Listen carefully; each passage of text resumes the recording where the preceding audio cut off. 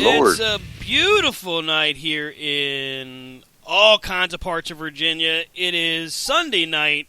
That means it is corner to corner time. Guess who's back? Back again. The triple threat of wrestling radio has returned to pollute your airwaves. What's going on? It's Stan Grubb. Our tag team partner is Brian Taylor. What's going on? What's going on, Brian? And of course, we are joined as our tag team partner to the other side, Rob Hefner. Well, hello, sir.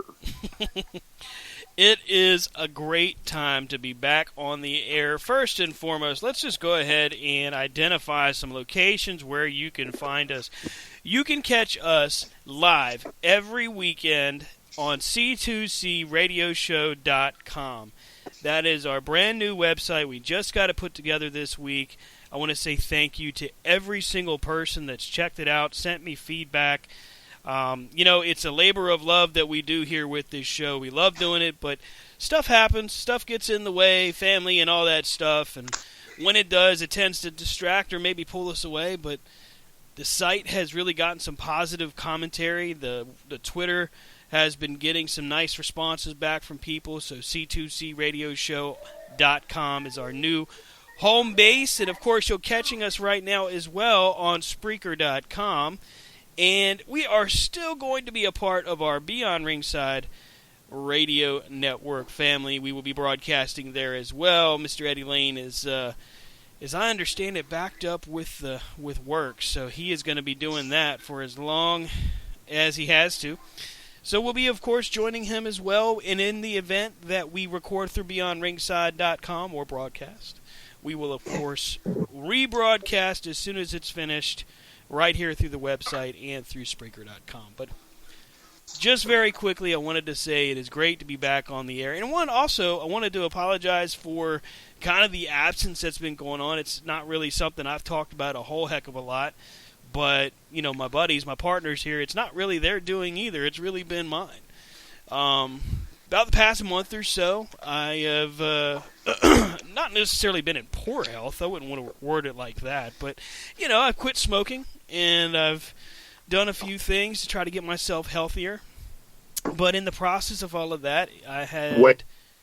What's that? Did you try the Impossible Whopper? I haven't tried the Impossible Whopper yet.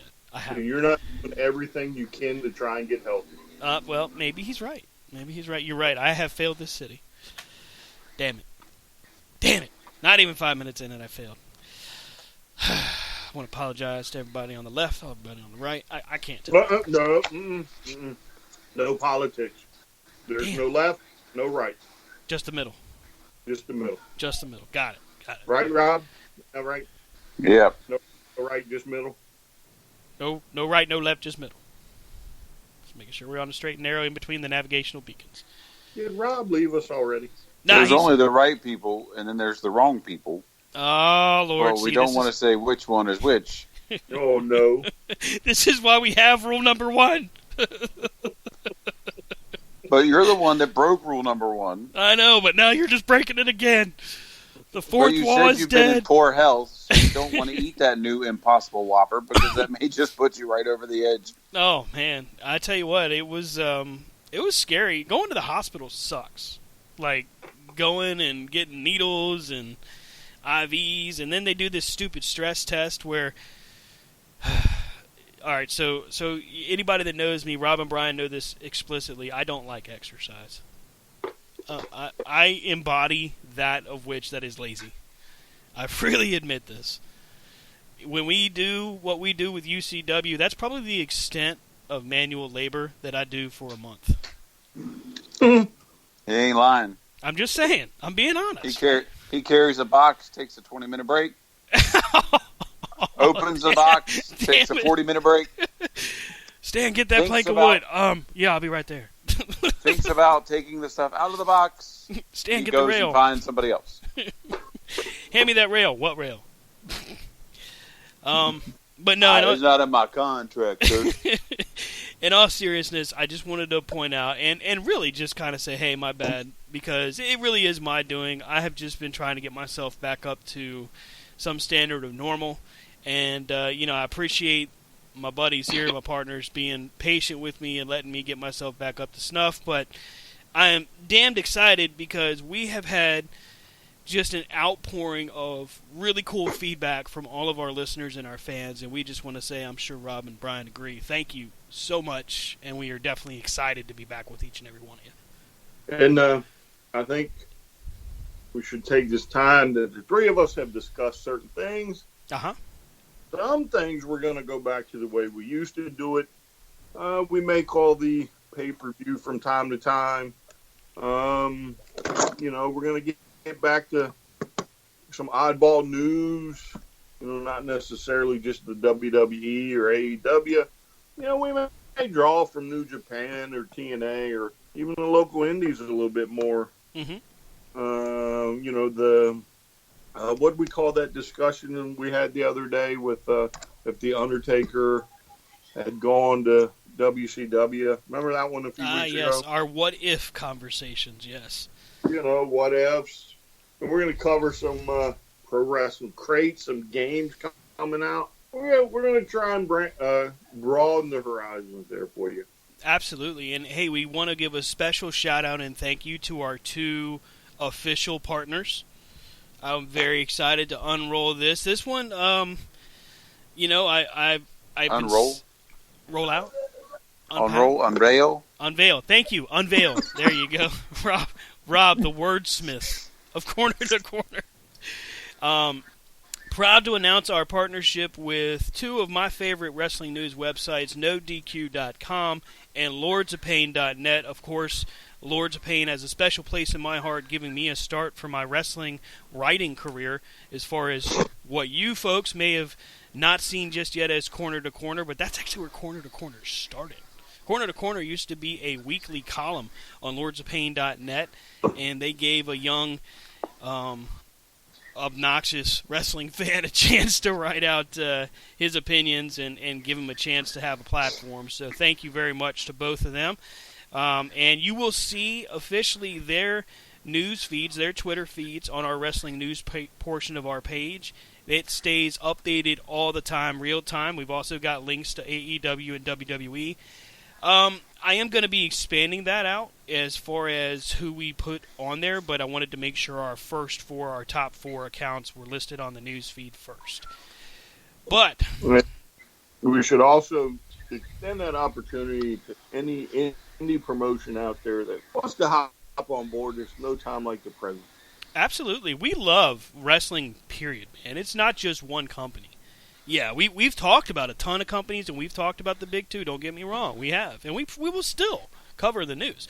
But at the same time, if you are a up-and-coming upstart promotion and you need attention, well, who better than your boys right here, the Triple Threat, to give you some shameless plug and promotion? And we got a contact page, and it even has a slot for you to say we got some suggestions and recommendations. It's your chance, right? It's your chance to get involved. And then, of course, we are going to thank our friends and very close to our heart, UCW is one of our other partners as well, proud partners of C2C Radio. So thank you so much. Have I finished all of our shameless plugs? Make them out to BP Taylor, and don't let the other two have any. Oh, hey. Have you guys... I know that you guys are as plugged in as everyone else is. Have you guys seen Just Incredible's videos on Twitter where him and the Sandman are basically doing odds and ends? No. So this is what we're going to start with because this cracked me up first thing this morning. Just Incredible, who, here's a guy, ECW legend. At some point or another, I think from his work, possibly will see the Hall of Fame, I would say. If ever there's an ECW wing in WWE, which I think is highly possible, I think he would get in for that. And the Sandman, I mean, come on. It's the Sandman. How's the Sandman not going to get into the Hall of Fame, right? Come on. Maybe. It's the Sandman. Come on. It's the Sandman. Yeah, really. So, we got the Sandman and we got Just Incredible hanging out, just doing all kinds of crazy odds and ends. And one of the things they do is here's a shot here, and you can catch this on the Twitter feed. I'll try to throw a plug out there in the next 15, 20 minutes. I'm just trying to track it down, of them playing golf. And there is nothing more comical and absolutely ridiculously entertaining than the Sandman hitting a chip shot. I just wanted to point that out. I think that Just Incredible and the Sandman have perhaps the next big thing when it comes to YouTube videos. And all it is Just Incredible and the Sandman. It's like the Wrestling Odd Couple, only ECW style. But it's great.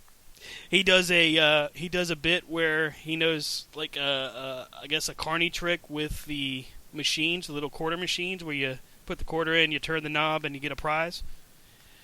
So the Sandman has figured out how to gimmick the system. I mean, who knew, right? And apparently he's like, all right, I want you to pick out one of the prizes in the middle of the container there. Tell me which one you want. So you hear Just Incredible, because he's the one holding the phone doing the filming. He's like, give me that orange one, that orange container with the eyeball in it. He's like, okay, no problem.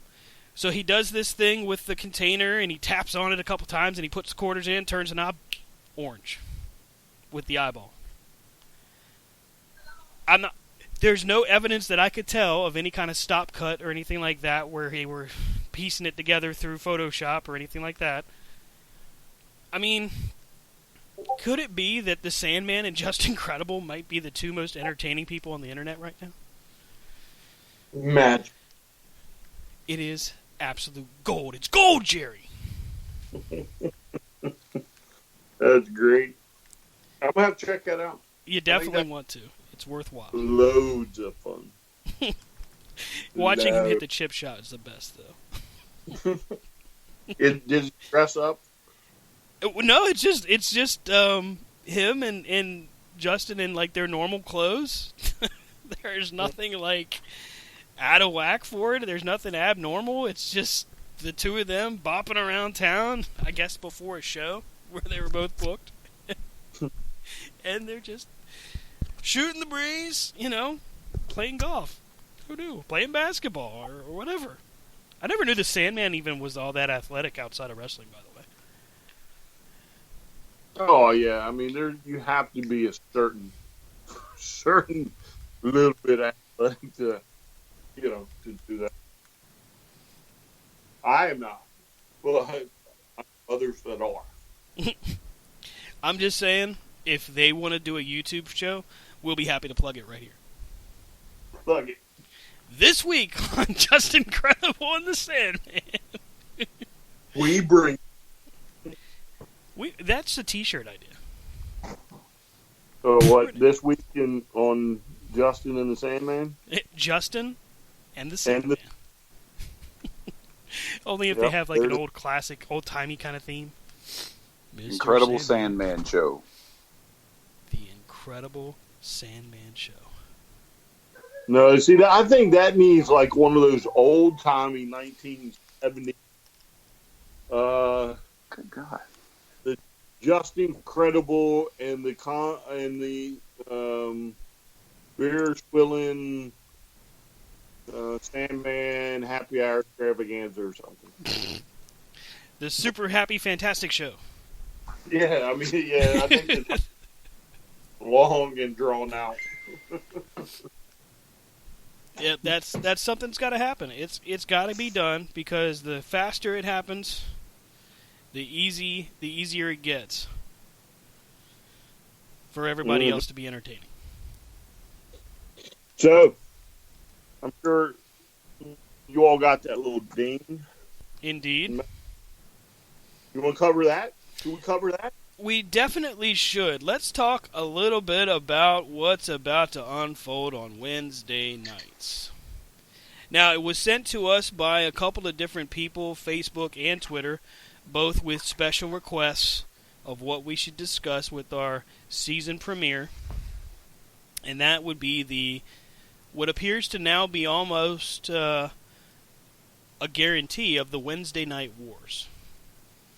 Now, how it unfolds, who knows? I'm still not sure how it's all going to look. But I can tell you this, it's getting interesting. And one of the most interesting pieces, we just got a ding from one of the bosses, from the head man, telling us about Tony Schiavone, the silver-tongued Tony Schiavone, as Dusty Rhodes would say, who has Dusty Rhodes. Who is confirmed to have signed with All Elite Wrestling. Let's go to the scoreboard here, by the way. All Elite Wrestling has signed Jim Ross, Golden Boy, Tony Schiavone now. They've got Excalibur, and they have Alex Marvez for their announcing crew. I mean, is there really anybody else that they need to have? All right, so I wouldn't go no further right now than I think Ross and Schiavone. Okay. Just because when you add Schiavone to the mix, you really don't need no more than that. Schiavone and Ross. But just like other promotions in today's society, they like to have that third. So I'm just not sure if there's going to be 4 plus. I think it would be 2 or 3 is what I'm hoping for. Could you see what I just thought about was like Jim Ross does the play-by-play that he's known for, and Schiavone does more of a Mean Gene Okerlund type role of the interviews and that kind of stuff. Ooh, so he does the interviews and not commentary. Yeah. Well, if you recall, Schiavone did start off as one of their interviewers rather than just play-by-play or color commentary. Because my other thought was... No, that's not true, because in the NWA, when they would record in studio, you had, what was it, David Crockett and Tony Schiavone at that little stand-up table, 60. Oh, yeah, the best set ever. Yeah, the best set ever. Yeah, the greatest set ever. But they would do commentary while the match was going on. So they would do in studio, and then they'd also conduct the interviews. So he's been doing it for a very long time. I just think it gives them it gives them depth.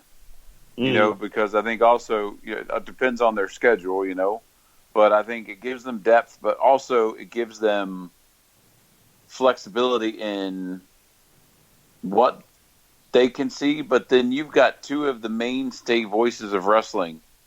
Because if you think Jim Ross, you also think Tony Schiavone.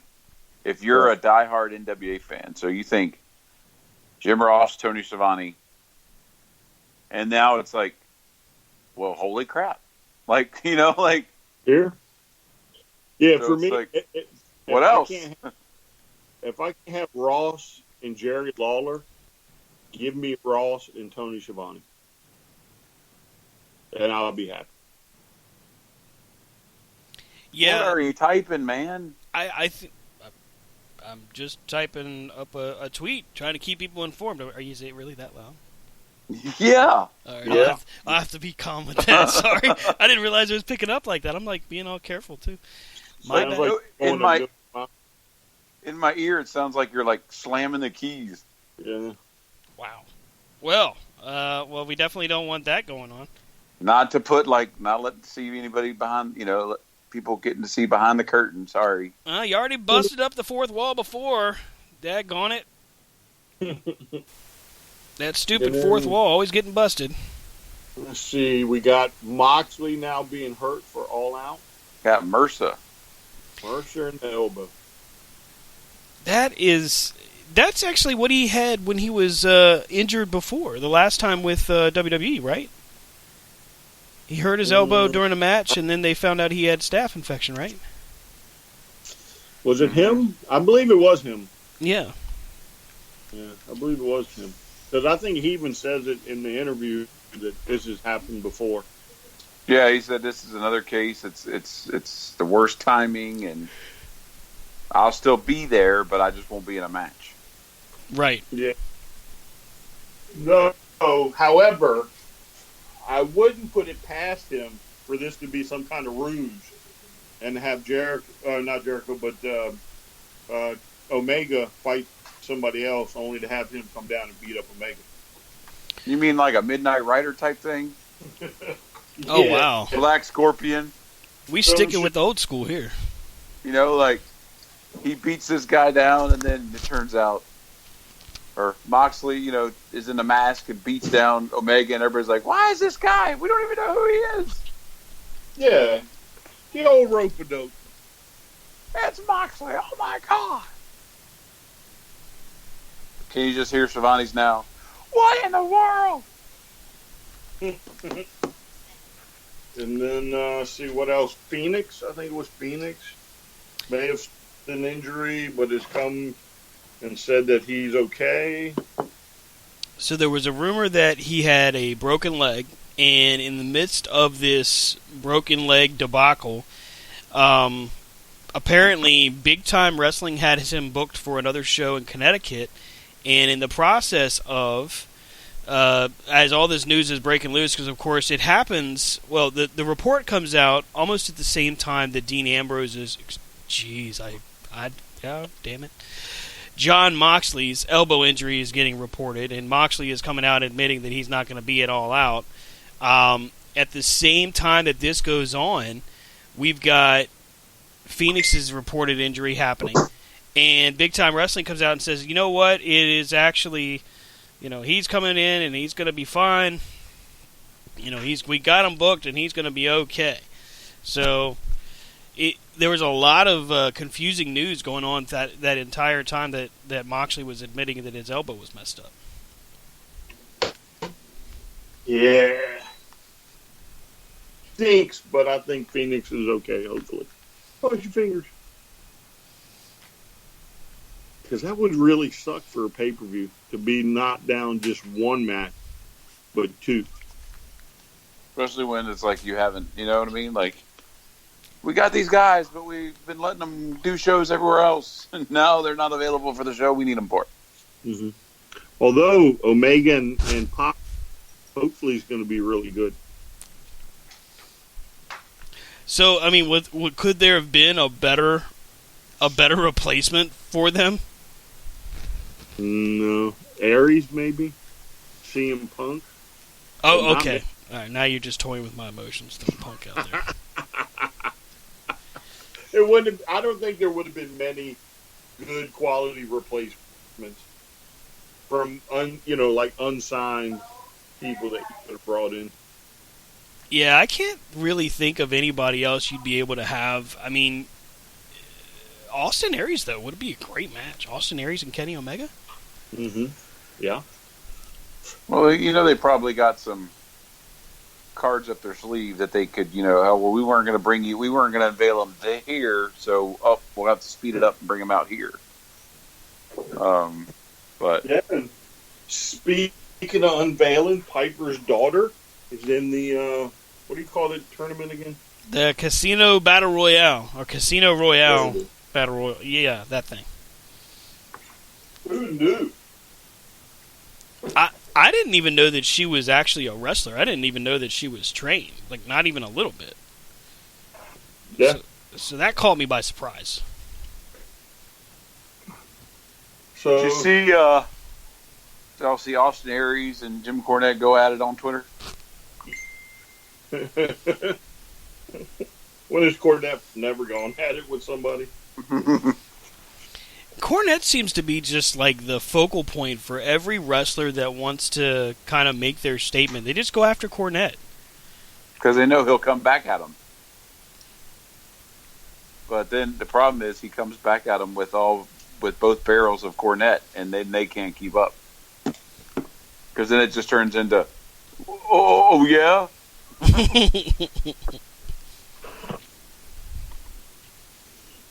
Yeah, I'd hate to be on the other end of one of his tweets.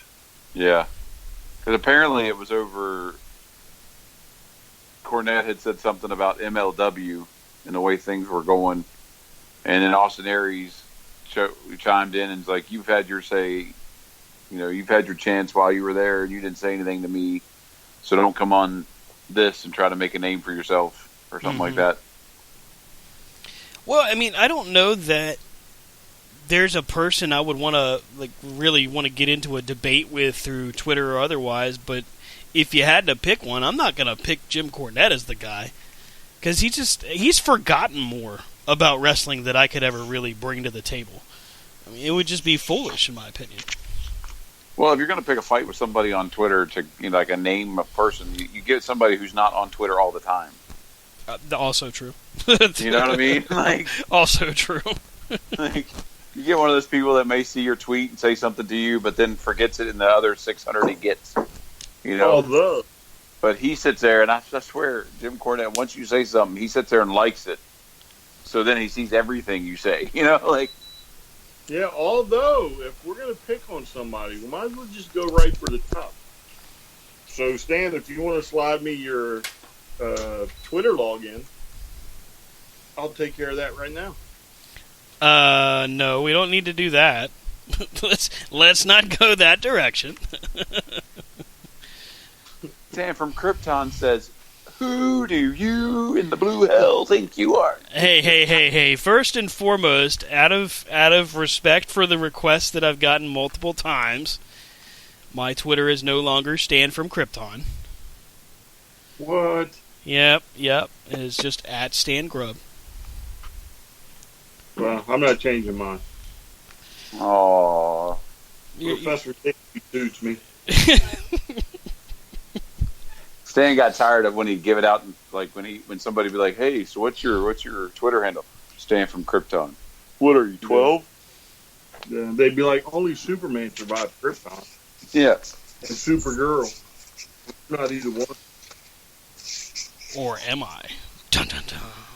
No true Superman fan would pay homage to that place. Shameful. All right. Sorry, Stan. No. Go ahead. I'm just letting you guys, say what you got to say. Joe Shuster is flipping over in his grave. Isn't that his Simon and Schuster? Didn't they make him? No. Simon and Schuster is a publishing company. Yeah. Who made them? So, pretty sure it was two guys, wasn't it? Jerry Siegel and Joe Shuster. Joe Shuster. I was close. Brian had it, and you're making him look like he didn't. Wait a minute. Aren't you the one that said that Simon and Schuster or whatever was the publisher? That was I'm tweeting Cornette right now. See? Thanks, Rob. Way to go. It's not my Twitter handle. I don't care. You suck. So wait a minute. Rob gets to do it, and now it's me who pays the price for it? Stan's going to wake up with 20,000. Because see, the thing about Cornette, it's not only that Cornette will come at you; it's the entire cult of Cornette that will come after you as well. For that, and whoever keeps sending me this bogus app store about Modern Combat 5, you can stop. Modern. So you started in English and then it goes to German. Just bullcrap. What? Modern Combat 5? Yeah, Modern Combat 5. Gotten it all day long. They're just trying to get my digits. Where has this been coming from? I don't know. It's on my email. Just keep okay. popping up. All right, well. Things. ISIS, I'll have no parts in your shenanigans. Not today, ISIS. That's right. Not today. Not today. They paying the price. All right, so now we're on AEW. Mm-hmm. What about the war? What do you think that's going to look like? So that is like the $1 million question right now. Because first off, let's talk a little bit about kind of the background of it. AEW has announced for, what's it been, 2 months now? Of getting ready to be on the air for Wednesday night starting October 2nd. So which some of us will be watching in DC. Oh, that's right. C2C will be in attendance in Washington, D.C. when All Elite Wrestling makes history. And as it stands right now, it should be us and all the ticket scalpers. Well, I heard that ticket scalpers are now regretting what they have done, because now some of the tickets supposedly are going for as low as $8. Yeah. So good for you, ticket scalpers. Suck on it. Yeah, I don't understand where it came to be that, you got to buy up all the tickets if you're a ticket scalper. I get that you want to get a portion and resell it. I understand it. I don't like it, but I understand it. But like the amount of tickets they apparently bought was like somewhere over 4,000 tickets. Yeah, they bought a lot. So they bought 4,000 tickets, and AEW of course celebrates a sellout, which, hey, call it what you want. That's technically a sellout. Period. Yeah, to them, they ain't got no seats left. Right. That is no different than what the WWE was doing, and maybe WCW back in the heyday. Yeah. But I mean, WWE was such a hard ticket to get a hold of. Mm-hmm. I mean, if y'all remember, we did go see a lot of WCW shows, and it took till the Attitude Era was almost up for me to go to my first WWE show. Right. That's how hard those tickets were to get a hold of. And we have multiple arenas near us, well within driving distance. Mm-hmm. And they were just such a pain to get a hold of. Yeah, I mean, it's always, but they do it. It's done for every sporting event out there. I mean, every concert, the bots come in, they buy the tickets, and then they resell them for twice the value. Mm-hmm. Yeah, but they stop now, because I hear they're taking a pounding on the secondary market now. Well, like Garth Brooks, when he had his concerts, he did every show was like $35. Like, it didn't matter if you wanted to sit on the floor, if you wanted to be in the bleachers or whatever. But then, you'd go to the secondary market, because obviously they'd sell out within minutes. And then it's like, oh, well, they were $35 for that, for StubHub, or whatever. Cheaptickets.com or whatever. So here's what I can remember. So October 2nd is when the show actually will air live from Washington, D.C. on TNT. Brian, you and I were trying to lock down tickets the day they went on sale. What day was that?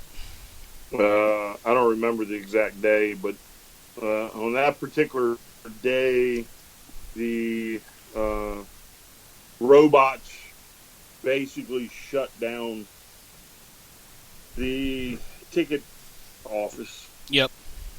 Just literally shut it down. And then I went to, I think after about an hour and a half, I finally went to StubHub and purchased mine. Mm-hmm. And they were still cheaper than what I was going to pay. Mm-hmm. But it's just in a different section. So I was going to pay more to get down to the spot where we used to sit at Starcade. Mm-hmm. But I'm just the next bowl up as opposed to sitting there. So it's going to be roughly the same seats, because that arena is, especially when you get to the seating, not the floor seats, but the actual seating. Mm-hmm. It doesn't, it's very, very, what word am I looking for here? It's not like it goes backwards, right? So the decks all end at the same spot. So I'm just more elevated than where I would have been. Mm-hmm. It's not like a football arena where the decks go, keep going backwards into the air. This is pretty much more of a straight up and down style arena. So, yeah. So I had to get mine on the secondary market. I still got them for cheaper than what I was going to pay. so I'm okay with it. So I went to vividseats.com. This is one of the many different ticket outlets you can find. There's ridiculous amounts of websites, so I don't know if it really matters which one you mention. But so I just went to this one just now, just to take a look, and I actually looked at this yesterday, so this is actually even funnier to me now. So yesterday when I looked, you could get floor seats, row E, for $236 a piece. Now, floor seats, when they went on sale, were $250 a piece. So they're already under marked, right? Mm-hmm. Now, this is less than 24 hours. Now they're 208. That's a stiff jump or drop. I mean, yeah, it'll still go. I mean, I think based off of certain factors, they jumped on it. mm-hmm. And then, again, this isn't the WWE. I think the WWE you would still have the secondary market hold its value. But this being the first show of a brand new promotion, Mm-hmm. Nobody really knows what to expect. So you're probably not going to have a lot of people that are willing to pay secondary prices. Right. And I don't blame them. I would be remiss if I let history pass me by and not jump at this, considering that, for the last God knows how many years, I've been on the soapbox,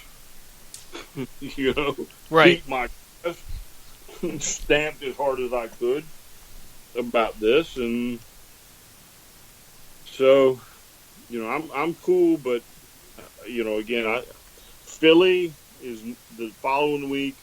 I think it's Philly. Yep, Philly, and then Boston. Yeah, Boston.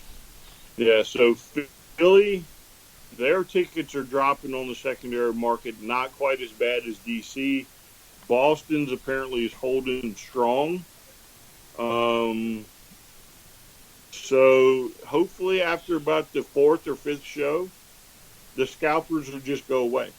Hopefully you'll get some, maybe, but it won't be like, they literally just shut down Ticketmaster's phone line, computer. Mm-hmm.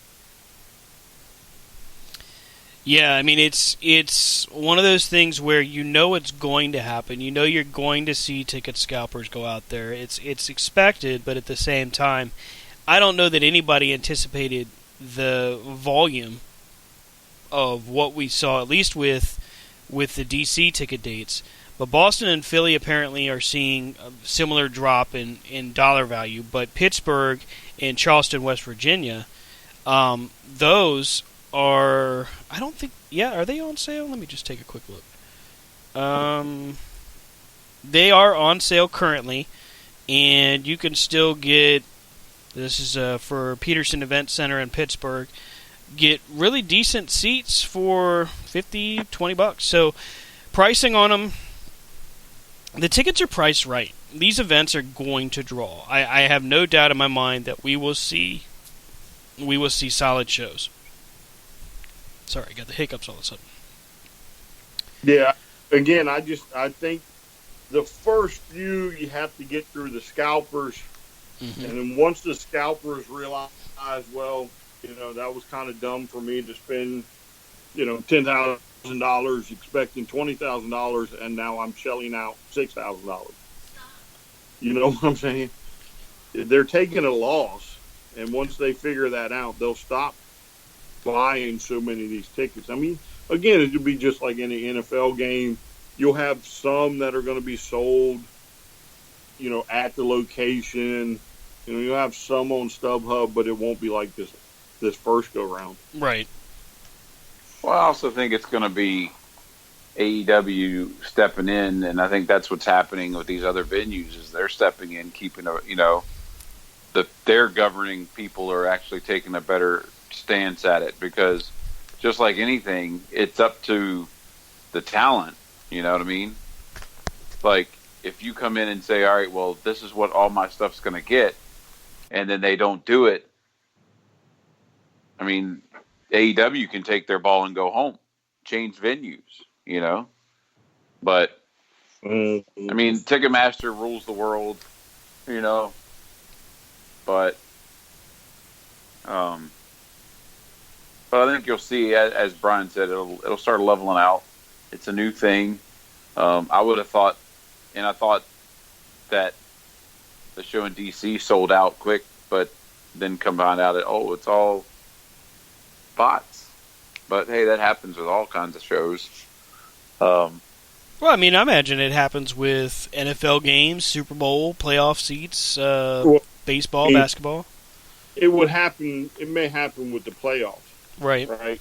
But the average, let's say Washington versus Carolina, you may have an interest, but Washington versus I don't know.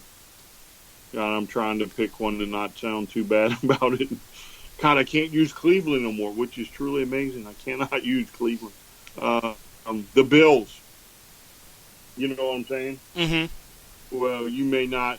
The demand for scalping may not be that high.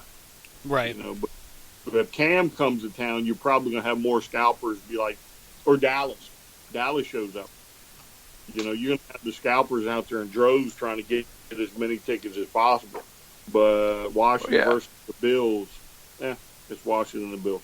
Well, and also, like, you think, like, the big organizations like the MLB and the NFL and the NBA and those type, they've kind of band together because of the whole scalpers and the bots, you know?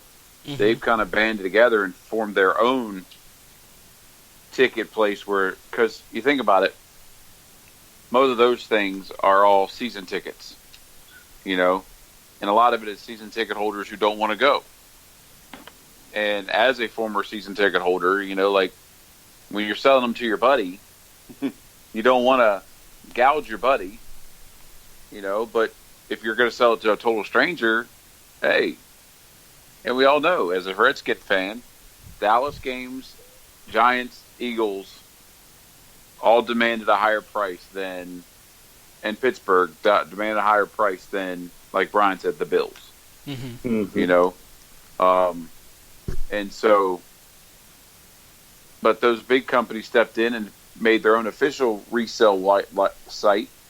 And so what happened to the secondary market is the secondary market can only mark it up so much because people can go to a place, you know, and get tickets for almost face value. Or do they go to secondary markets and go, oh, hey, I'll get it from these guys, you know? Yeah. And that's what wrestling and other sporting events don't have is because, you know, obviously AEW right now, they're still kind of growing. So they can't be like, well, we're going to have our own ticket, you know? Yeah. I mean, hopefully down the line, AEW, I think Ring of Honor has it. And maybe the WWE, they'll either give you like the pre-sale codes or, you know, like I think Ring of Honor has the Honor Club, which you buy tickets early or something like that. So hopefully they'll look into something like that somewhere down the line for their, you know, diehard fans. And, you know, I think that'll be good if they can come up with something like that. Call it the Taylor Club since you thought of it. Oh, I'm sure they're way ahead of me. I'm sure they're just biding their time. I mean, just as an example, even if you go over to, like, I just looked it up on eBay. You can get Section 101 for $249 for 2 tickets. Still a markup, by the way. But, you know, the market of it, the value of it is going to topple. Anytime you out purchase pretty much your market, you're going to stick yourself with the price tag, and you're going to end up eating everything that you don't sell. But look at where you said that was sold on. Well, it's eBay. Right. So that's not a pro scalper. That's somebody that got lucky and either can't go or, well, I'm going to buy this and then I'm going to price gouge them, and I lay money that you check it, you know, before you go to the show, that ticket will still be sitting there. And I guarantee you buy it, you'll be sitting next to the person who sold you the ticket. Probably. He bought 4. He's using 2. Mm-hmm. It's like when I don't think it'll sell on eBay. I think it'll sit there. I think people don't buy tickets on eBay anymore. Who buys them off eBay? So, if you're going to buy them, you got to buy them some reputable place that you know you're going to get your tickets. I would feel uncomfortable buying tickets from anybody on eBay. I would probably end up going through like at least a professional looking website first before eBay. But I don't know. I mean, I don't think I've ever really had a bad experience off of eBay. So I don't know. I guess it ought to kind of. But depends. you look all the big things have had ticket issues lately. So I mean, it's not just wrestling; Mm-hmm. it's everything. So True. You know, I mean, people are getting smarter now in the age of technology. You know, back 5 years ago, 4 years ago, when you sat by your phone and you're like, all right, tickets come on sale, or you can get on the internet and hopefully it doesn't crash, you know. But nowadays with phones and all kinds of things, I remember trying to buy tickets for events and being on my phone, my wife's on her laptop, we're on something else, and we're all trying to find seats for things. It's like, and all of a sudden they're gone magically. You know, like, how? What?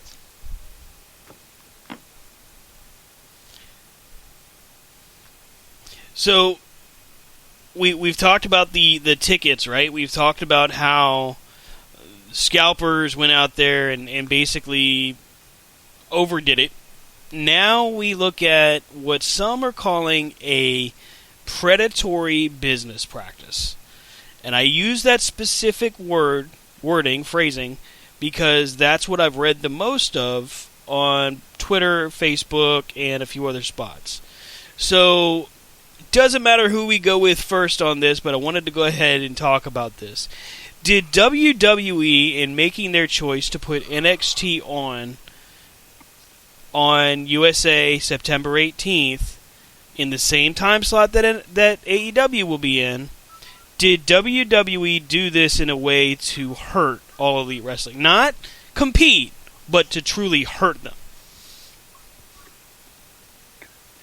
I think they did it as a distraction. Mm-hmm. You know, it's a distraction technique of like, everybody loves NXT. You know, I mean, there's not many wrestling fans out there that don't prefer the NXT brand over the regular brand. So this is WWE's way of saying, have your fun, but here's what you love, and it's going to be on USA. You know? So, I mean, I kind of think it's too much, in my personal opinion. You know, I think WWE's just, they're falling into the same footsteps that WCW did during the wars, you know? Mm-hmm. And I was kind of thinking, you know what? You bring AEW on, let them have Wednesday, you know what I mean? Right. You know, but the powers that be, the ones that make more money than I do, that have more say than I do, have decided, you know what? We're not even going to give them their night. We're going to put something on opposite of their night. You know? And do I think it'll work? Nope. Do I think that if Vince gets his hands in NXT, it'll ruin it? Yep. Well, and that's the next thing we'll dive into here. But let's slide it over to Brian. Brian, do you think that this was WWE looking to hurt All Elite Wrestling? All right, so I think for me personally, Mm-hmm. their failed attempt at this. Okay, now so hear me out. And Okay. I think Rob has hit on this a little bit when Rob said this is what WCW did. right? So WCW said, well, we're going to jump on, we're going to jump on this. We're going to attack the WWE. We know what we're doing. We've been doing it. We can take them on. Right? So somebody tell me, between the two of y'all, what their roster looks like. The NXT. Somebody name after you do the Undisputed Era. That's probably first. Gargano would be next. Velveteen Dream. Okay, the Velveteen Dream. Matt Riddle. Okay, Matt Riddle. Keith Lee. Keith Lee. Okay. Cassius Ohno. Cassius Ohno. Okay. The Prophets. No. You can probably take them out of there because they've been appearing where lately? But they're the champs. Are we doing spoiler radio? No. Okay, then not get in that conversation. By you calling spoiler radio, I think we just spoiled it. Damn it. I ruined it again. So anyway, the Profits are out because they're probably going to Raw or SmackDown in the very near future. And I would venture to say a couple of the others will go too because it's almost that time of year. All right? So, if we don't bring anybody down from Raw or SmackDown, which they shouldn't because Raw and SmackDown are very not in a good place right now, and you need all the help you can get up there, you have NXT. And NXT is going to compete against AEW on guys about the same level. So, you know what I'm saying? You're talking about talent on the same level as AEW's talent? Yes. Okay. I'm just making sure I'm on the same page as you. Right. Because on one hand, you have Adam Cole. Right? On the other hand, you have Kenny Omega. You have Johnny Gargano. Cody Rhodes. Even if you wanted to use Fish and O'Reilly, you have the Young Bucks. Okay? So that takes care of those four. Right? Jericho and the Velveteen Dream. Okay? Let's not forget Phoenix and Pentagon. Let's not forget Darby Allin. Let's not forget the hottest heel in the world right now. MJF! Okay? So, for those of you who think that the WWE is just going to come in there and just literally steamroll AEW, you're out your mind.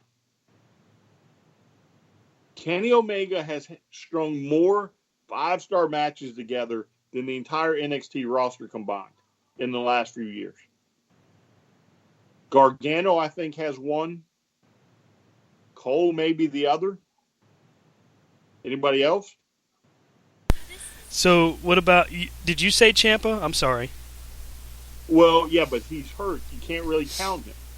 Well, let's not forget that at one time, Gargano and Ciampa were on Raw and SmackDown. So, Gargano goes back to NXT for a reason. Okay? And it's to give Adam Cole somebody to fight. Because for whatever reason, they don't think the rest of them may not be ready to go. But who's to say that come Friday nights on SmackDown, Fox doesn't say, I want both of these guys.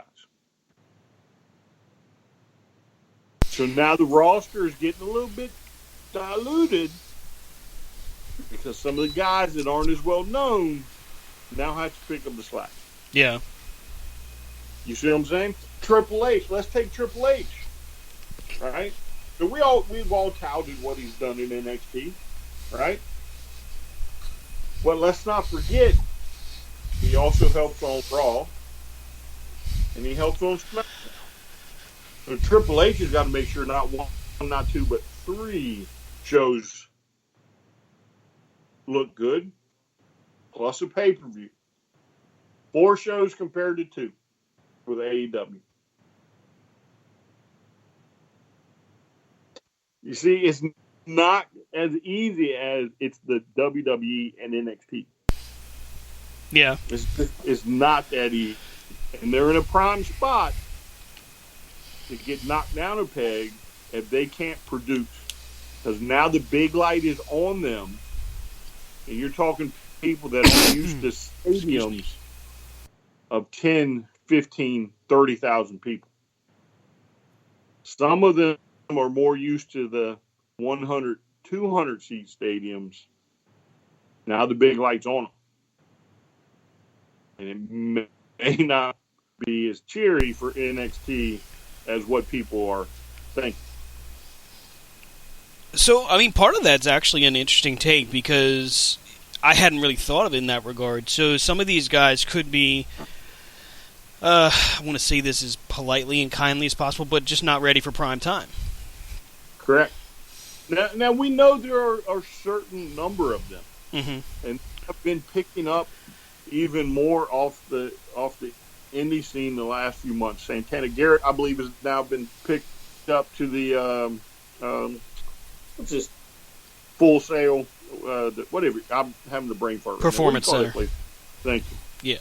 Yeah. Santana Garrett's been picked up. There's a few others been picked up, but are they just going to be turned loose, right?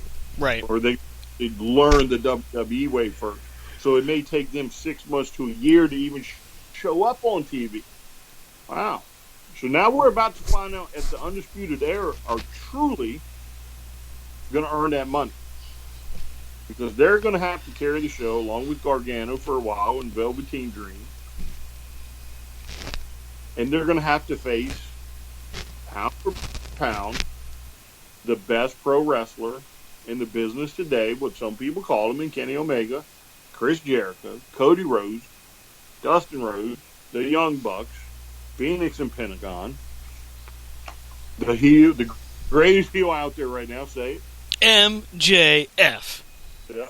I'll say it like that all day long, too. all day. All day. All day. And hey, don't forget my favorite wrestler over there. Luchasaurus. Jungle Boy. I mean, right. And now the other problem, too, is they're going to come matches in AEW where they're going to do things like Ricochet does, right? All the flip-floppies, as some people like to call it, right? They're going to be doing that. Do you have people on the roster in NXT that can compete like that?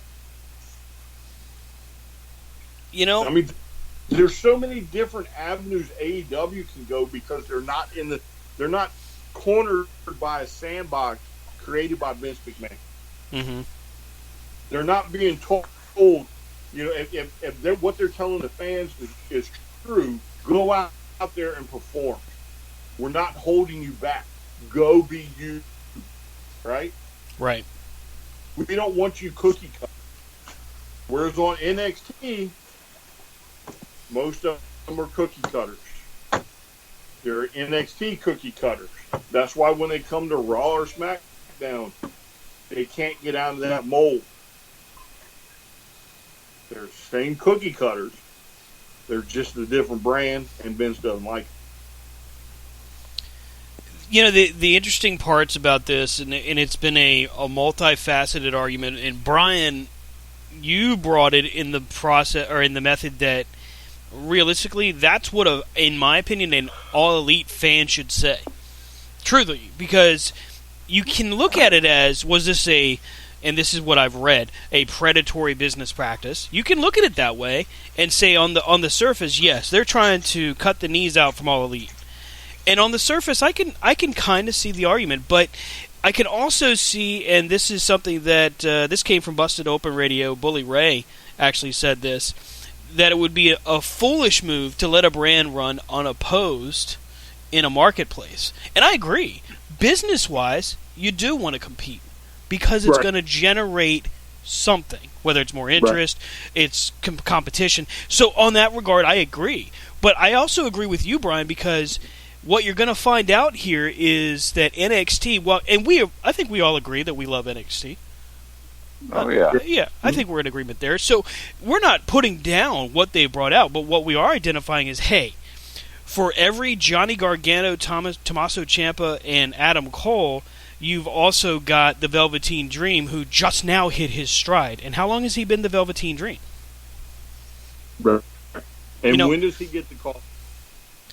That's also true, because this is the whole dynamic for WWE is about to change here in October anyway.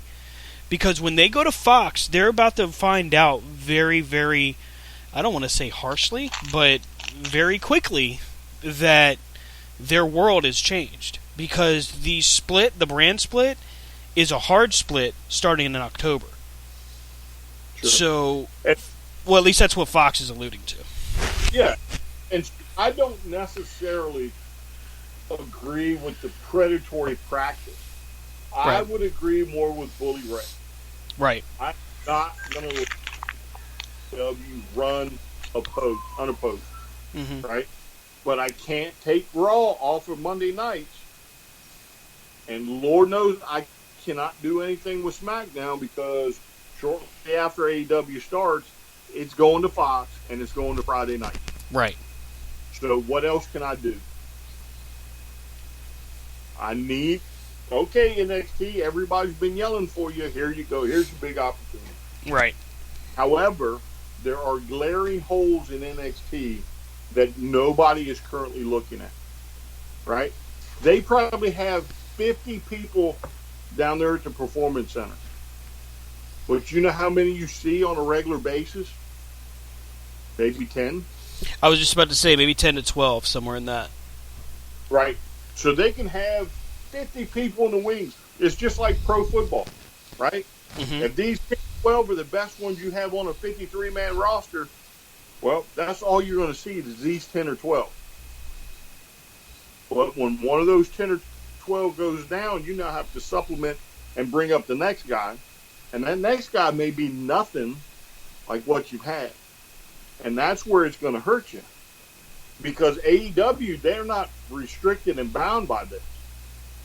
They're drawn from all over the place. They're going to bring something new. Right?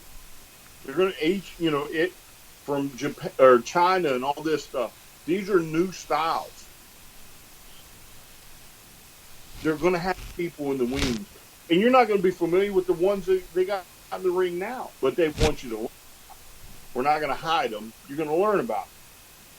Whereas NXT, you got 40 people sitting in the back, twiddling their thumbs.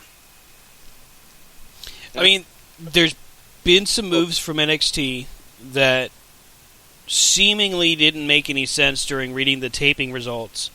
But now that we know that they're headed to Wednesdays every week on USA, some of them do. Like, Brian, I'm sure you've seen this, and Rob, I'm sure you have as well. Fandango and Tyler Breeze seemingly are full-time on NXT again. Yes. Yeah, I saw. So, when you think about it, a business practice, I mean, if you have half the, I would say, a good percentage of the wrestling talent out there under contract, spread them out. But that also is one of my issues with them putting NXT on USA is, will NXT lose its appeal of this is where people get their foot in the door at WWE, Yeah. Right. And then, all right, if we're going to bring people, hey, we're not using Tyler Breeze, we're not using Fandango, we're not using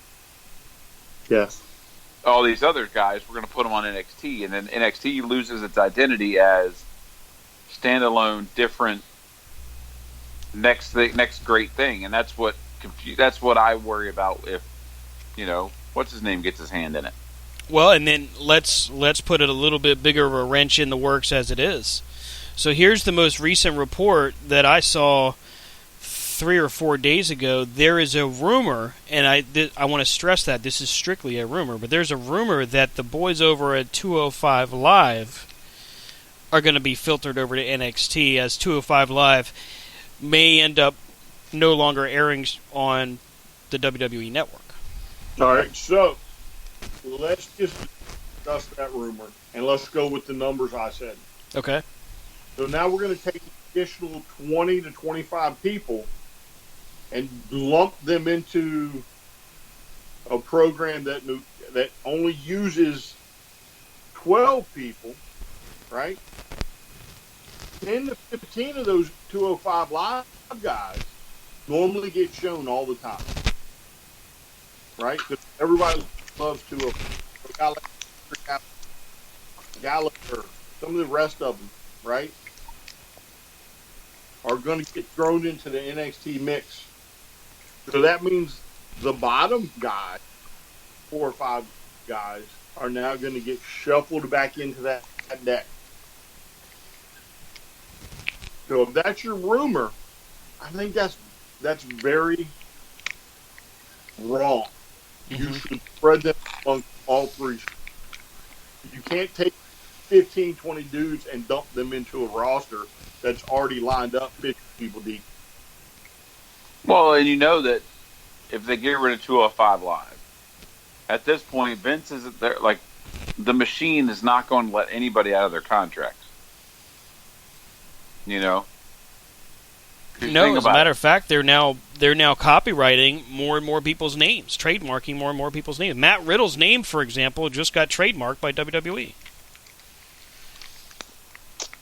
Well, for those on the indie circuit, go get your name trademarked so it can't happen to you. Agreed. That should be like the first Ask thing. Bret Hart. Ask Cody. Ask Bret Hart about that. Ask the Ultimate Warrior. Ask Ryback. Maybe not our strongest. Ryback, nothing. Maybe not our strongest examples, but I'm just saying. Did you go Ryback? Feed me more. Ryback Reeves. And again, so we're talking NXT is now going to have to go from Full Sail, right? There's no way you can put it at Full Sail on a regular basis on Wednesday night no more. Right? You can't. Especially if you're going to take this on the road. You can't just film Full Sail every Wednesday. Right? Yep, that's very true.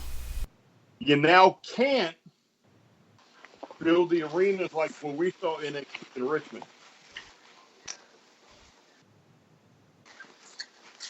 As I said, you're changing the product that people love. Yeah. That is NXT, because you start traveling, you know, like if you start traveling like they're doing, and that's one of the reasons some of the guys that are NXT, you know, you can't tell me that like Adam Cole and those guys who have been on the road and everywhere, it's not one of the allures of big, hey, NXT, we don't travel very much. You know, I get to be home, you know? Right. And, yeah, right. Oh, wait a minute. Full Sail. You know, oh, wait a minute. Now we're going to be right back and we're putting into the machine, you know, and that's the thing. That's what I hope doesn't happen, but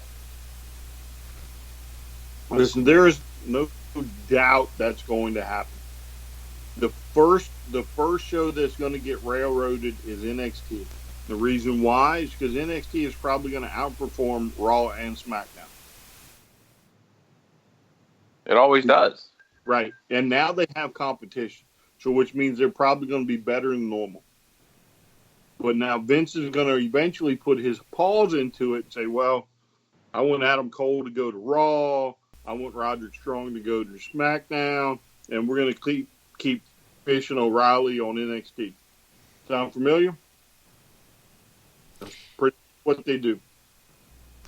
Well, and I think one of the things that I'm kind of looking forward to as the WWE, you know, as the WWE changes things, like I'm looking forward to him going, like them doing the Fox thing.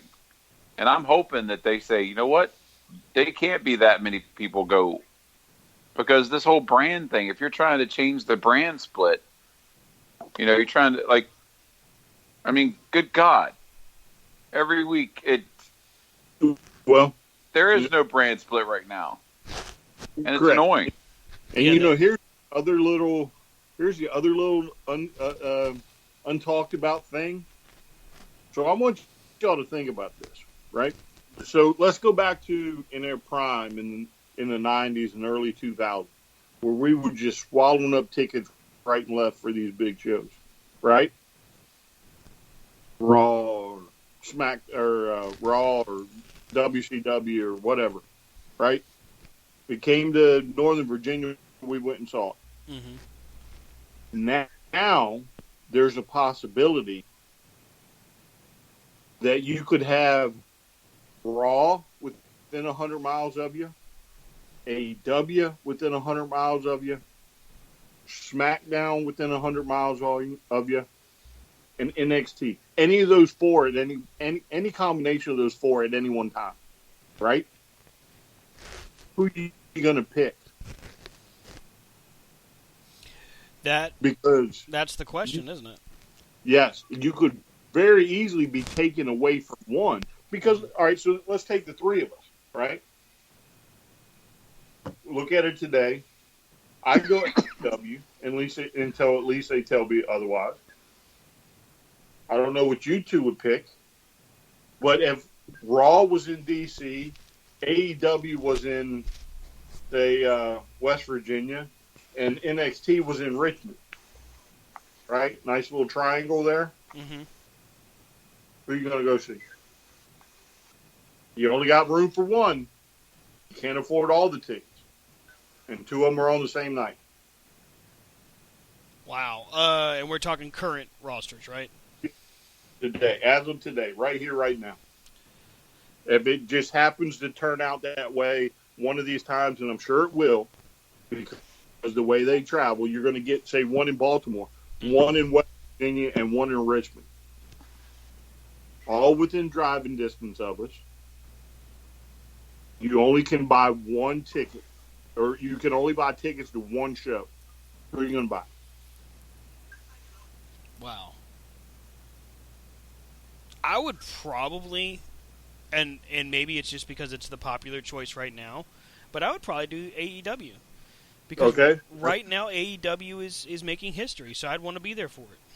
Okay, so that's one for AEW. Okay, Rob? Who's in Richmond? It don't matter. We'll put NXT in Richmond. Well, I'll probably go to Richmond. Okay, so that's 3 tickets plus the extras on Wednesday nights. Wow.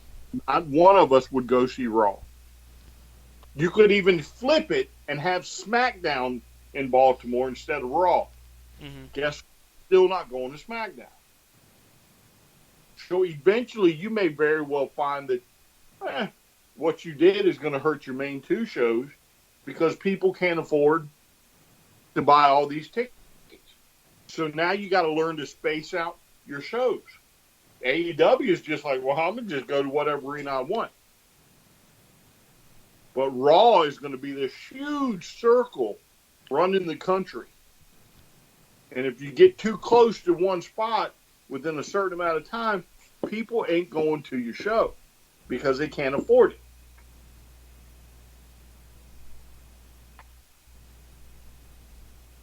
Never thought about that, did you? All my little WWE bobbleheads. WWE. That's for those of you joining us perhaps for the first time, you're going to hear the phrase WWE bobbleheads. You're going to hear that come from Brian often. I'm just going to put it up. All the time, baby.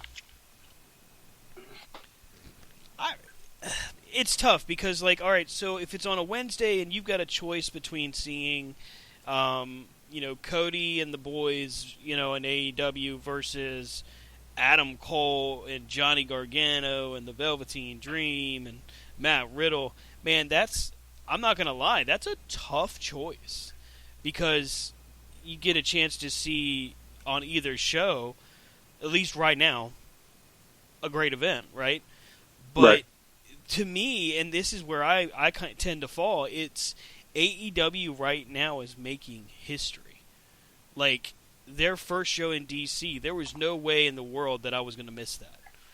Like, Brian, you remember, we talked to friends, I talked to my fiance, I'm like, one way or the other, I'm going to see this show. We were trying to snag tickets and texting each other at the same time, and yeah. We haven't done that in years. No, and it's the idea that, and that's what makes this thing so cool. It's the idea of witnessing history. Like, you never know, obviously, at any point in time, but right now you've got a better chance of witnessing something truly historic and saying, I was there when. Right. And again, like, they have pound for pound the best one in the business, or at least in one or two in the business, in Kenny Omega. All right. Yeah. And with many Wrestle Kingdoms, right? Mm-hmm. We've watched the tournaments from over there. We've watched him. I've watched him for years. This guy is going to be taking a U.S. tour now with AEW, and you don't want to miss it. Right. Because he is prone for 5-star matches. I mean, imagine being there to witness something the magnitude of Omega and Okada for 45 minutes straight. Yeah. Like, being in the arena for that is just amazing, I'm sure. Right, and now think about it. I want you to think about it. So, again, I've talked about Omega. We've talked about Moxley having the staph infection.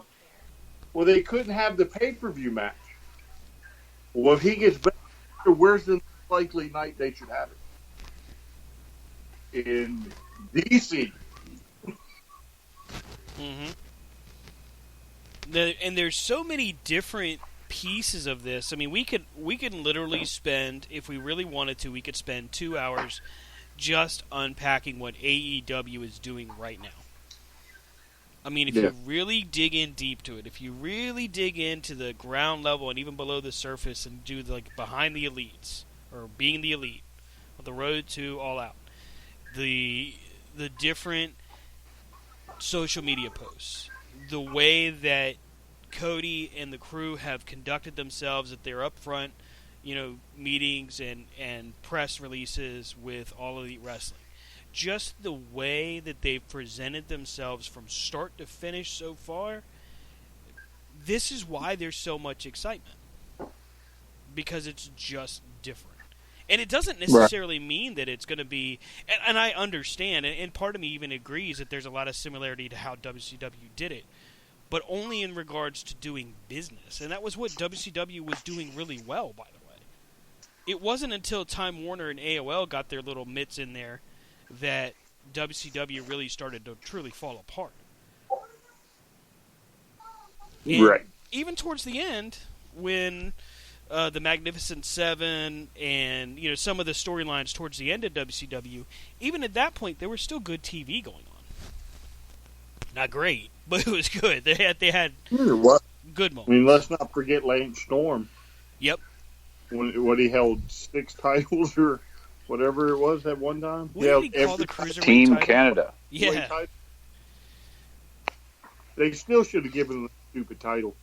That would have been great. To let him clean sweep everybody. The U.S. title was the Canadian title. The Cruiserweight title, I think, was the Kilogram or something like that. Yeah, I'm looking it up right now. What did Lance Storm call the WCW Cruiserweight title? But yeah, so for my bobbleheads out there, right? For my bobblehead, I need to get one of the blank bobbleheads. Just put WWE's little logo. Yeah, on it. Yeah. Put the logo on there, just right on their face, But so it's not going to be easy to knock AEW down. The WWE is about to make some stupid mistakes, and the first one is going to happen in September. Although it's good to give them competition, if you fold 205, you don't put your premier guys on NXT. You're watering down NXT to Rob's credit, and you're going to screw it up. And if you don't keep traction with AEW, Vince is not going to invest his money and time into NXT like he would a Raw or SmackDown. It's not going to happen. Well, and I think that's one of the things that's been, desirable for NXT for us, wrestling fans that have grown up with WWE, have grown up with NWA, WCW. One of the allures for me for NXT is the fact that Vince isn't involved. Right. It's like, hey, this is WWE product without Vince's touch. And it's a better product. And look how good it could be. So it gives you hope for the future of like, hey, this is what's going to be happening. But then if Vince starts getting his hands in it, because like even though they've said, all right, well,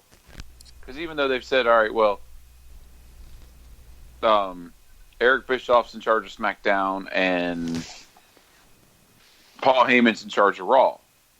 Like, I still hear that Vince is still on the phone. Like, nothing can be done without Vince's approval. So I'm like, what's the point of having these other people there? They're just the fall guy. They're the scapegoat. And, there is another forgotten brand out there. But eventually, they're going to see the need to bring over WWE UK.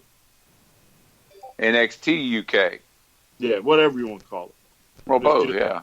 Yeah. So that's going to water down NXT that much more because they're not going to have the thought process to just take the best from 205, the best from NXT, and the best from the UK and put them on one show.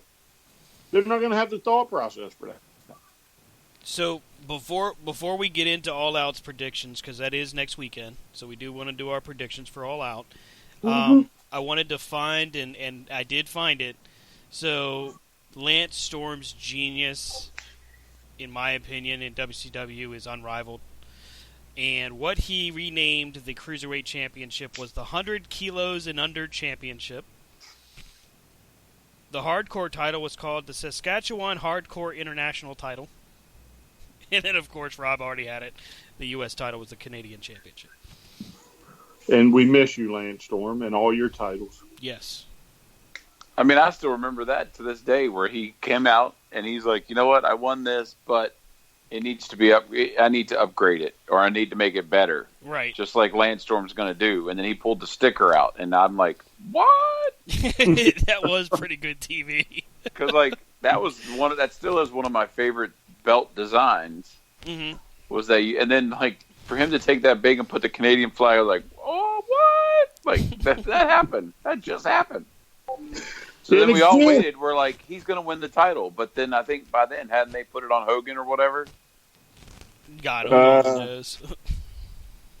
No, I don't know if it was Hogan, but it was maybe DDP or Booker or somebody like that. Because I don't know if Hogan even really around at that time? Towards the end, Hogan was kind of a passerby, I guess is the best way I could put it. He was there, but not very often. Would that have happened after? I'm trying to remember because, again, that's so old. I'm trying to remember if that would have happened after Hogan was basically one-fingered or by Jeff Jarrett. Here, pin me, Hogan.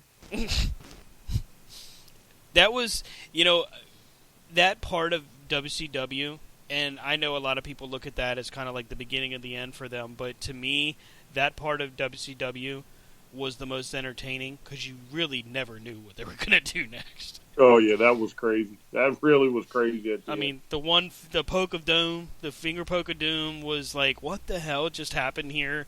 The Benoit's world champion one week, and the next week he's on WWE. I mean, you had just craziness every week. That was... Maybe we see some of that, maybe, in the talent shuffle that happens as AEW grows, because I have a feeling they are going to grow. I don't think they're going to fall like, what was that company out in Australia, WWA? Yeah, but you talking about the one on the weekly pay-per-views? Well, they didn't do weeklies. They did end up like getting folded into TNA or something. Right. Yeah. Well, I thought that's where TNA started, was based off of that. Well, it was the same group. So when TNA started, you had Jerry Jarrett and Dixie Carter working together, thinking that there was room in the marketplace, and there was at the time for an alternative. Didn't they do the weekly paper? I'm pretty sure they did the weekly paper. They did. So what they did was they got together with the group that was working in Australia, and they started doing weekly pay-per-views for $10 a pop. Yeah. And to me, I still think that was some of the smartest business they could have done it back then. I don't know that that would work right now because you just have so much content out there right now. But it worked then, and it made money. At least I thought it did. Well, I mean, it probably carried them until they became stateside. Yeah. Because they were operating out of Tennessee. Yeah. I mean, even for four pay-per-views, four weekly pay-per-views, $40, that still probably was less than what you were paying for WWE. Yeah. Yeah, because I think WWE was about $50 back then. Yeah. And I want to say I actually bought the one with Bret Hart. Mm-hmm. And that was probably more towards the end of that weekly pay-per-view stuff. I bought a few of them, Rob. We watched a few of them, didn't we? Mm-hmm.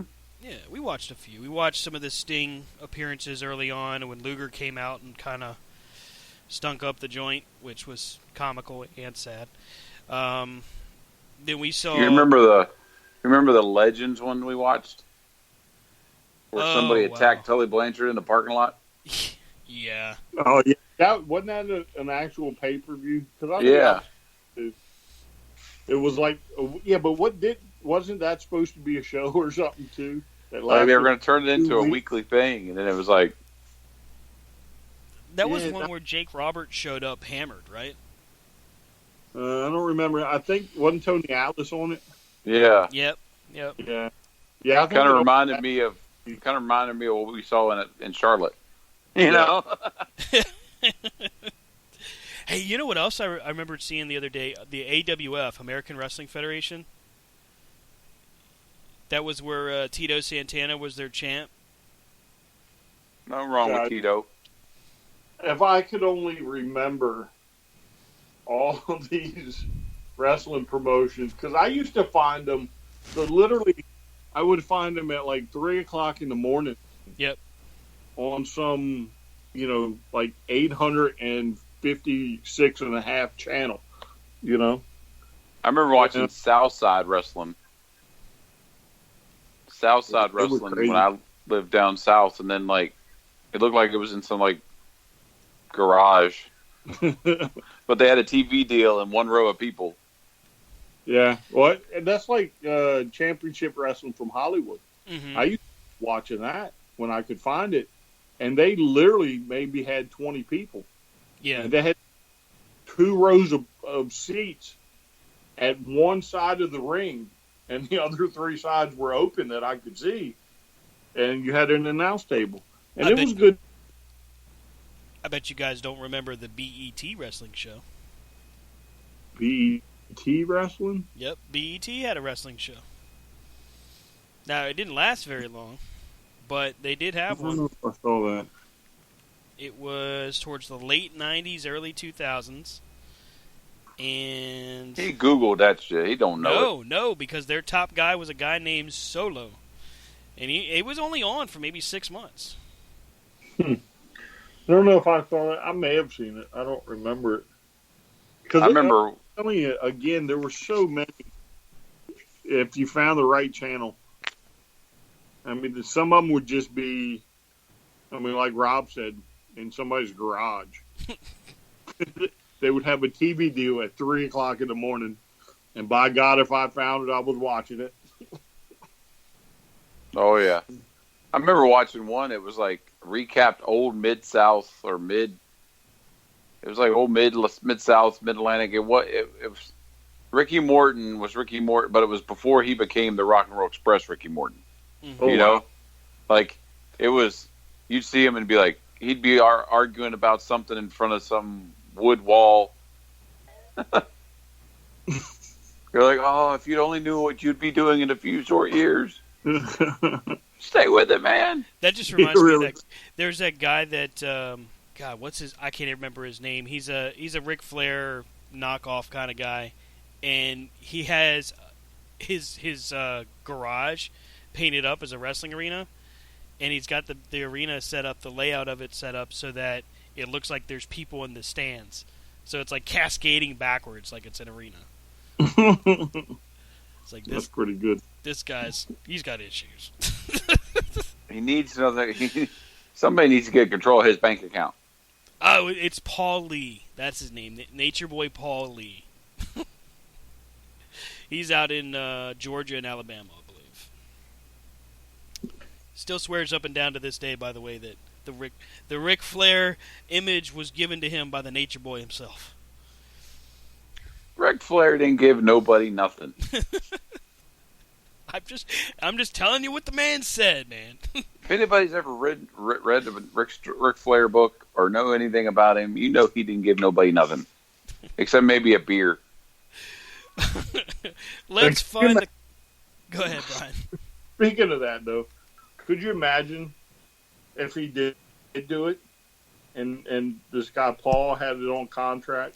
Oh, and my every God. time Ric Flair tried to be Ric Flair, he'd call him up and be like, nope, stop it right. Oh, imagine if he actually, if he pulls it out, he pulls out the contract and be like, yeah, WWE, you owe me back pay. Oh, God. That's crazy. Every figure, every shirt. Only in pro wrestling could that happen. All right, let's. No, I was going to say there's a lot of things in pro wrestling that only happen in pro wrestling. You're right about that. Let's go ahead. Let's dive into it. It's happening this coming Saturday. AEW, All Elite Wrestling, presents All Out. It is going to be emanating live August 31st from the Sears Center in Chicago. You can get it on Bleacher Report Live and, of course, traditional pay-per-view. I saw the price tag of it. I want to say it's still $50. Wrong. Oh, what you got for me? All right. So, anybody that's out there listening, if you haven't ordered it yet, and you're on Xfinity, because I can only speak for Xfinity, you better check real quick. Last week, I think it was last week, maybe I was sitting at home and I was looking on Twitter or Facebook or whatever have you, and this guy was just so happy and elated that he went to pre-order his All Out, and when he looked at the price, it was $10 on his Xfinity. Did you lock it in at $10? Well, he did. So then I kept reading it, and there were people that were a little perturbed because their Xfinity was saying $59.95 or whatever it is. And there were other people on different services, and they were like, nope, I can't find it for $10 no more. So I was like, holy cow, there's no way that Xfinity here in Culpeper is still going to have that $10 price tag. So I opened it up. I found me All Out, and I have a $10 price tag. Really? Now, whether it stays that way or not, of course, is up to Xfinity. But I ordered it at $10. There you go. That a boy. That's how we cook with Crisco right there. That's right. So if you're going to watch it, you better look now before they figure it out. Instantly, I'm going to Xfinity.com just to check, because I got to see this for myself. And again, I'm just going off of what these people are saying. I'm not in their living rooms, so I don't know if the people that were quoting $59.99 were a different service, or if their Xfinity is different, somehow not tied into my Xfinity. Right. Maybe the $10 is the actual price. I don't know. So all I know is I hit the pre-order for $10.99 or $10. Maybe it was $9.99, something like that. It's not $60. Well, we do know for a fact that the Corner to Corner crew will be watching All Out. We know that for sure, whether it's getting all of our children together and making as much noise as possible at Brian's house. Yay! Or or doing something. We will be watching All Out. And it's going to be a hell of a show. It's going to be the crowning of their first ever AEW World Champion. Rob Hefner. Wow, Rob just threw his hat in the ring. Okay. Rob, Hefner versus Page. So it's Rob versus Page and Jericho. No, I'm going to start it with the autograph card. Rob doesn't like the triple threat matches. Let's just go him and Page. Oh, okay. Rob, I got to be honest with you, buddy. We've been friends for a long time. And I love you like a brother. But I got to pick Adam Page. Yeah, so all I know is, Rob, I'm going to bring you some big crowns and some clear sheets of paper. And I hope your recovery is swift and complete. Me too. All right, let's start from the buy-in. And that is, if you haven't followed All Elite Wrestling, I don't know why, but if you haven't, let's bring you up to speed. The buy-in is, of course, their pre-show for their pay-per-view. So on the buy-in, Private Party, who just last week was announced as officially signing on. If you haven't gotten on board with this tag team, by the way, you better get in now because these guys are tremendous. Private Party's taking on Angelico and Jack Evans. Ooh. Damn. That's going to be a hell of a tag match. Mm-hmm. Why don't you go first? I'm gonna go ahead and pick Private Party. And I like Jack Evans and Angelico. Don't get me wrong. But yeah, I'm picking Private Party.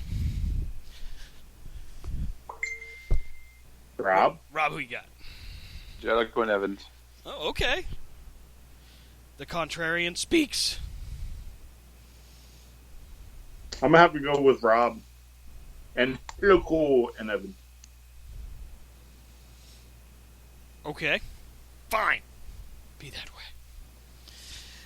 We go from the tag team matchup to a casino battle royale. The buy-in, Britt Baker, Teal Piper, Eva Lise, Jazz, Nyla Rose, Yuka Sakazaki. Did I pronounce that right? Allie, Brandy Rhodes, Big Swole, otherwise known as Ariel Monroe. Sadie Gibbs. Hey, we've seen Sadie Gibbs somewhere before, haven't we? She's the one that makes cookies. Yes. Wow. Okay, cool for her. And more to be announced as we go. So let's go ahead and go from there. The winner of this gets a shot at the AEW Women's World Championship on, you guessed it, October 2nd. What are we going to pick here? Wait. Did you happen to include Jazz in all that? Did I skip Jazz? I don't remember hearing it. Well, Jazz is indeed in the Battle Royal, the buy-in, the Casino Battle Royale. Let me tell you something. If you want to see how a promo is done, go find Jazz's promo with Jake. I think Jake's in it. Mm-hmm. With her revealing that she's in this battle royal. It's tremendous. Absolutely tremendous. I think when you start looking at the talent that AEW is bringing in, it is crystal clear that these guys are not playing games. Not even a little bit. Brian, lead us off. Who are you picking? Oh, the problem is I'd like to see the entire field first. I know it's tough because this is being done the same way that they did the men's battle royal for Double or Nothing. So you've All got right. groups of people coming out, and the person that draws the Joker comes in last. Did they announce the other participant? So the Battle Royal winner gets one spot. Right. Did they say who the other person is? Let me see if I can find that. Give me just a moment. Please hold.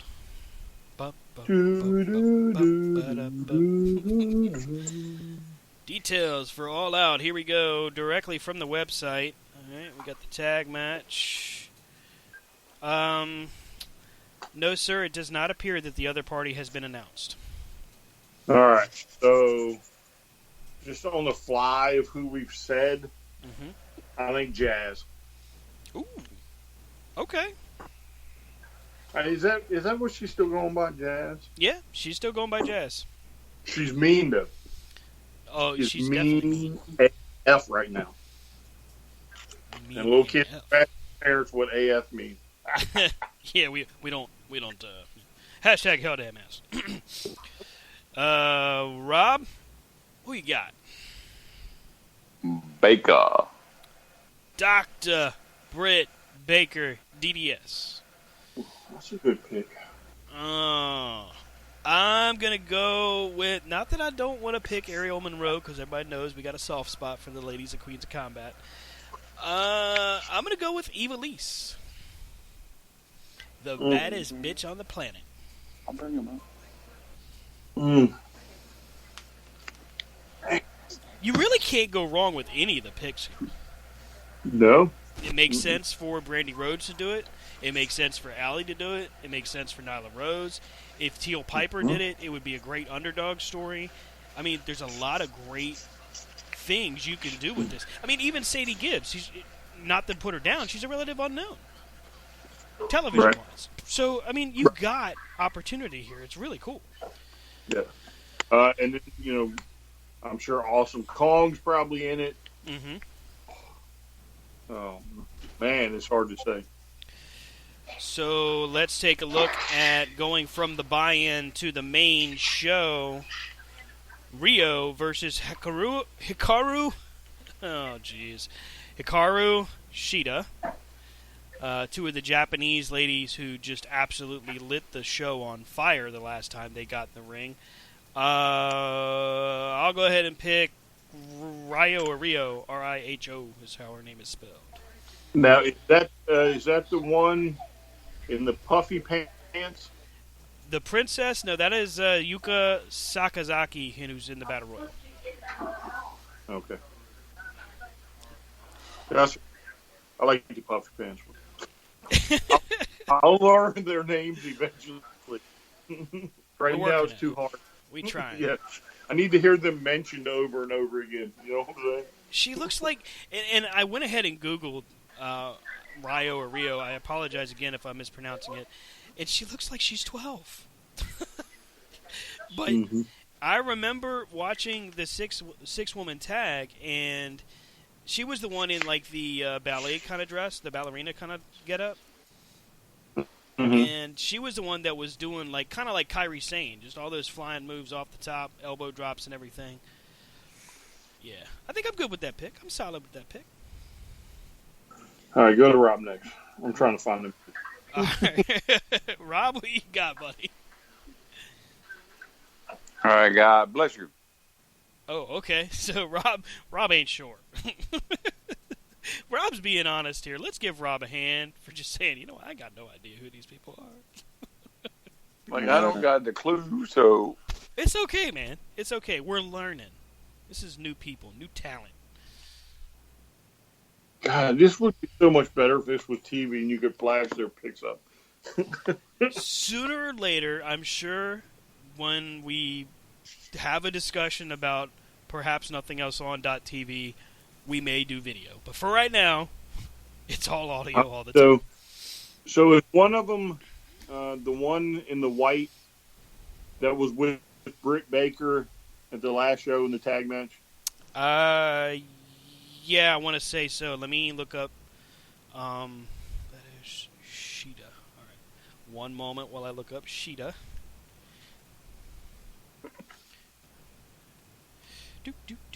There we go. Yeah, so Sheeta is the one that came out with the kendo sticks and everything. She looks actually very similar to Asuka without face paint.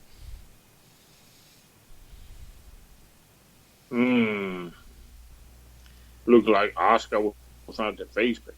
Yeah, very similar. Very similar look. She has wrestled Mercedes Martinez. She has wrestled Shayna Baszler. Man, you really can't go wrong with this matchup. Either winner is going to be good. And that's Hikaru Shida? Correct. Is that right? Mm-hmm. Hold on a second. I might be on to something. Yeah. See, we here at C2C, we take pride in putting some research into our picks. Or just being outright honest when we don't know. I don't remember her before. She was in the 6-woman tag. I want to say that she was...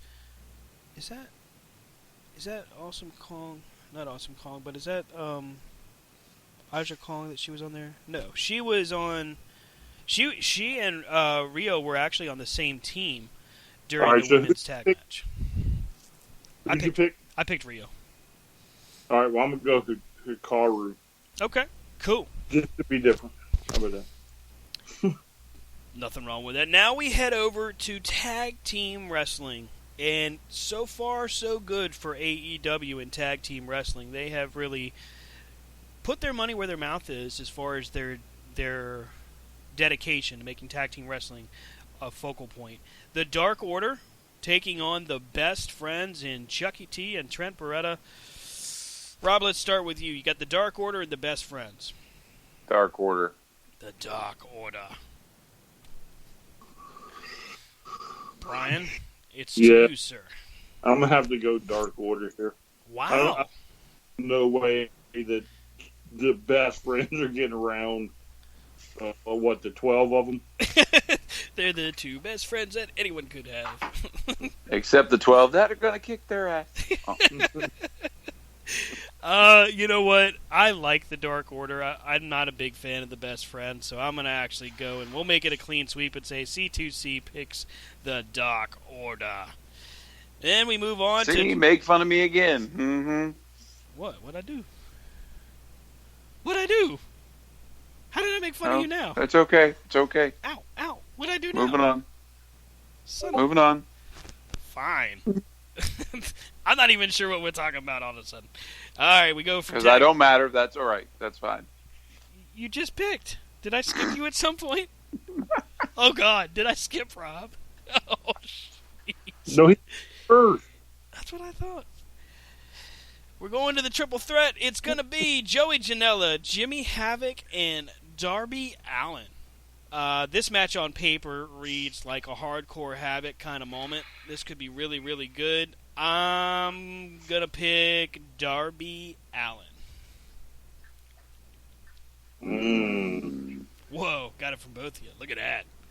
Well, I was going to pick Darby Allin, but I don't know if I could pair with your pick, but I'll go and say Darby Allin. Uh-oh. I'm going to say Havoc. Okay, Jimmy Havoc gets a pick from the C2C crew, and Darby Allin gets 2/3. Let's take a look at ladder match time. The Escalera de la Muerte, the Ladders of Death. That's actually just a super cool name for a match, by the way. Escalera de la Muerte. If I didn't speak Spanish and know what that meant, I still wouldn't care because it sounds cool. It's the Lucha Brothers, Pentagon Jr. and Phoenix, taking on the Young Bucks for the AAA World Tag Team Championships. Oof. Both teams are under contract. Both teams are full-time performers for All Elite Wrestling. So my question remains, does AAA's Tag Championship somehow get molded into the AEW Tag Championship at some point? No, I would imagine what probably happens is that they're on loan for this match. Mm-hmm. When we'll go back to AAA and then lose them shortly thereafter.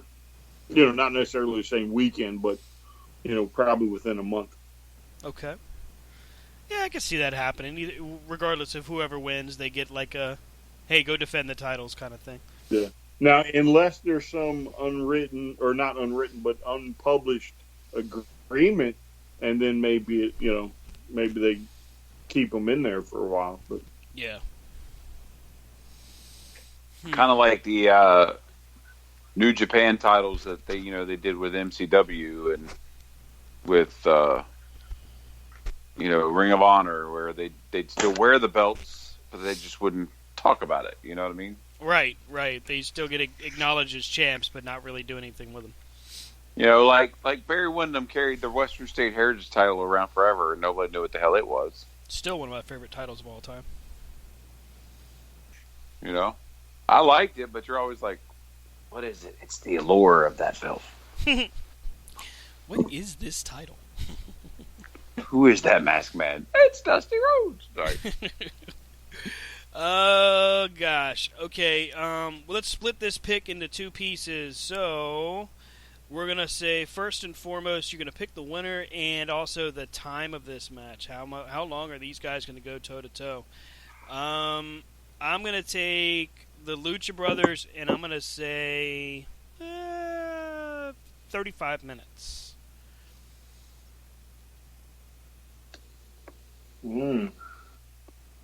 How dare you? Why? How dare me for what? Picking in the time? Or to the time that you thought it would go? No. For picking the winner. Oh, picking against the Bucks? Yes. Uh-huh. So I guess we know where Brian's going. Brian's going with the Bucks. Yeah, so there's no doubt they'll do the right thing, and I'm sure Phoenix and Pentagon will win this thing, but in order to play the game that Stan has laid out, I'm going Young Bucks, and I'm going in a time of 26 minutes and 34 seconds. What? Okay, so I did a minute count. He gives minute and seconds. Rob, are you going to give us the milliseconds next? The frame. I am going to a double disqualification. Ooh. You can't do that in a ladder match. Ooh. Yeah, you can't do that in a ladder match. You can't triple stamp a double stamp. I'm going Young Bucks at 36 minutes and 42 seconds and 57 milliseconds. Sorry. With right 18 streamers. Rob even picks the streamers. Stan, you write the time down. And we'll have first ever corner to corner pick the time challenge. And the one that gets closest to the actual time, the other two have to buy him dinner. Oh, okay. So the other two can split the bill. All right, that's fair. Yeah. All right, I picked 35 minutes. I think that was 34. 26 minutes and 34 seconds. Rob, give me that layout one more time, buddy. I can't remember. 36 minutes. I knew that part. And 57 milliseconds. I know that part. So 57 milliseconds. All right, so now what you don't... 27 seconds. 27? Yeah, let's go there. Okay, 36, 27, 57. Is you two have probably already lost. Why is that? Because it's probably going to have a 30-minute time limit, and since y'all have exceeded the limit... Well... I'll take my Whopper, please. Here's the thing. If there's more than 18 streamers, or less than 18 streamers, Rob loses automatically. Oh, yeah, he picked the streamers. He did. So Rob's buying dessert for $2. I ain't buying nobody nothing. Rob's like, fuck y'all. There are 8 streamers. Be like, son of a bitch. We owe Rob ice cream. Damn it. Little boy. Why are you so big? Why do you bring ice? We go from the Escalera de la Muerte to a grudge match. The chairman of AEW, self-proclaimed, and his manager, Tully Blanchard, Sean Spears, taking on the American Nightmare, Cody. Oh, gosh. This match, going to be hard-hitting. I do think there's going to be blood in this matchup. And there's blood in every Cody match so far. I also think there's going to be a receipt for that chair shot. Probably. I just have this feeling that Cody's going to be like, damn everybody and their opinions. Damn the wrestling press for thinking I can't do this chair shot. Because I'm going to do it, and I'm going to hit Sean Spears with it right in the damn noggin.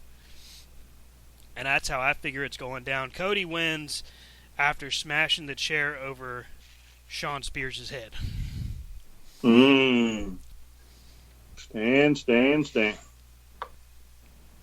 That's right. I'm going with the finish that's going to make Twitter angry. You are so misguided. Uh-oh. Well, how am I misguided? Who does he have on the outside? He's got the legend himself, Tully Blanchard. Oh, my goodness gracious. The father of the diamond. He's got Tully Blanchard on the outside, and you think Rhodes is going to pull that off? That's what I'm saying. You don't think there ain't going to be shenanigans involved in this? What kind of possible shenanigans could you possibly expect to take place? It's Tully. Cody's going to hit Tully with the chair and get disqualified. No, I think you may very well start to see the forming of a faction in this match. Okay. With Spears and Blanchard putting down that dirty, dastardly Rhodes. I'm sensing a pattern here that you're saying that the Rhodes family is going to serve as the whipping boy for this faction. Is that what you're saying? Yes. You know why? I'll beat your daddy and I'll beat you. Yes. You know why? Because it's going to make compelling TV. Yeah, it's like when Dusty did it in the 80s. You think they'll break his leg? Oh, you mean his arm? I thought it was the leg that they broke for Dusty. This is his arm. They tied him up on the outside. They tied it to his truck. Yeah, and they shut the door on him. Now, Ow. he did get the leg broke, but I don't remember if it was the Horseman that broke it. Because that might have been the Russians. Those evil, dastardly Russians. Dun, dun, dun. Because the Road Warrior spiked his eyeball. Yep. That was gross, by the way. That was one of the. Was that while they were attacks. the 6-man tag champs? Or was that after? after? It was. No, it was. I think they either just lost or they were still 6-man champs. And I'm trying to remember the reason why. I think it was something that Dusty just didn't fit in with them no more or something. But Lord, that's 30 years ago. Probably longer. That's back when it was nasty. Do you remember War Games when Paul Ellering wore that glove in there and got JJ? Yeah. With the spike? God. Imagine the millennials back then in the 80s. They wouldn't be able to handle wrestling. NWA hurt me. War Games make me sad. But yeah, I think Spears wins, and I think we're going to see the beginning of a faction here. Because that's something they don't really have. I wonder what they would call the faction. I know now we're just getting into armchair quarterbacking, but I just wonder what they'd call it. Well, a lot of it's going to have to do with who's got trademarks. It's going to be called Four Big Ponies. 4 big ponies. The Stallions. Wild Stallions. Okay, so I said Cody. Brian, you picked with Spears. Rob, you picked... Cody. Let's go to what was... even though I did say Tully, he hits Tully with a chair and gets disqualified. You did say that. You did. Yeah. So we go to what was supposed to be Jon Moxley and Kenny Omega, but what a hell of a replacement they found for Mox. The Bastard King returns, All Elite Wrestling's debut of Pac, as he takes on the best wrestler in the world by many, many accounts, Kenny Omega. Whew.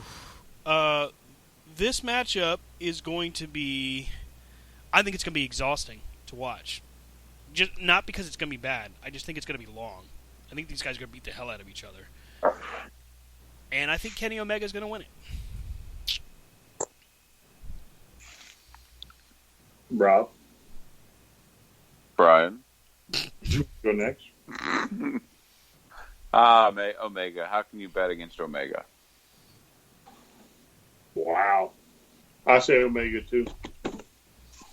And that's interesting because how long ago was it? Let's see, Double or Nothing was 3 months ago, and Pac was supposed to take on Adam Page. But Pac was not able to appear because he was still Dragon Gate's champion and was unwilling to lose because he didn't want to make that title seem less important. I will give him credit for that because I think that takes a lot of guts. I mean, he had an obvious payout and payoff with All Elite Wrestling and coming in. But he made the smart decision, the ethical decision, and honestly the good business decision to go ahead and protect the title. And I think that's where it's going to serve as a benefit to him in the long run. But notice we all picked him to lose against Kenny Omega. Well, I just think it's Kenny. Kenny, I don't know if he's won yet. Has he won yet? Kenny hasn't lost yet. Well, no, he hasn't. He lost to Jericho. They won their tag match.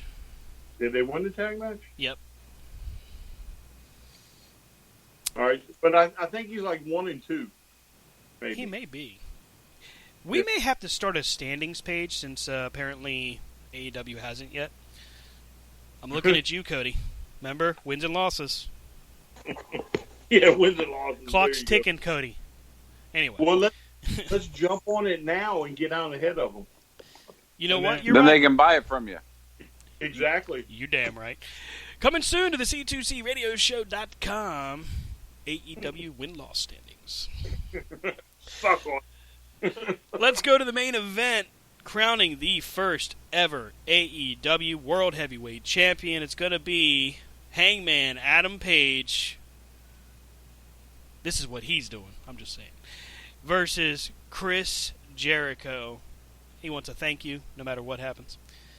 It's going to be an interesting matchup. I'm going to say that it's going to be Adam Page as the first ever AEW World Champion. Say that again? I know, right? Apparently, it's just, words are hard. All Elite Wrestling's first ever World Heavyweight Champion is going to be Hangman Adam Page. But I think there's going to be a swerve, and I think we'll see it on the first ever edition of AEW on TNT, and that our face run for Adam Page ends fairly soon. Brian? So I concur there will be shenanigans very shortly after this match. Somewhere down. I do think Adam Page gets the first title run. I'm just not convinced if it'll be long. Okay. But I do, again, I think I agree with you. There will be something shortly after the win, that'll come into play for this. Because the first heavyweight championship defense is a few weeks after October 2nd. Notice there's some time in between all of these things that are happening. Nothing's being rushed. I really like how they're doing that. Oh, yeah. I think they're just letting... So you don't want to put a world title match... To me, you don't want to put a world title match on October 2nd when you have the ladies' title. Right. So... yeah, I'm going with Paige. I think it's Paige's time. All right, Rob, who you got? Jericho or Paige? Paige. That's hard. It is a hard pick, actually. You ask hard questions, you hard-hitting journalist. I'm going to say it's going to be Jericho. Ooh, okay. The contrarian returns. And then Adam Page's like as you all said, but I think Jericho will win it, but he won't keep it. You know, he'll win it and then he'll lose it to Page down the road. Yeah, but and to Stan's point, I could see like if they were going to form a faction, Page would fit into that faction quite nicely. Yeah, that's kind of where I think that's headed.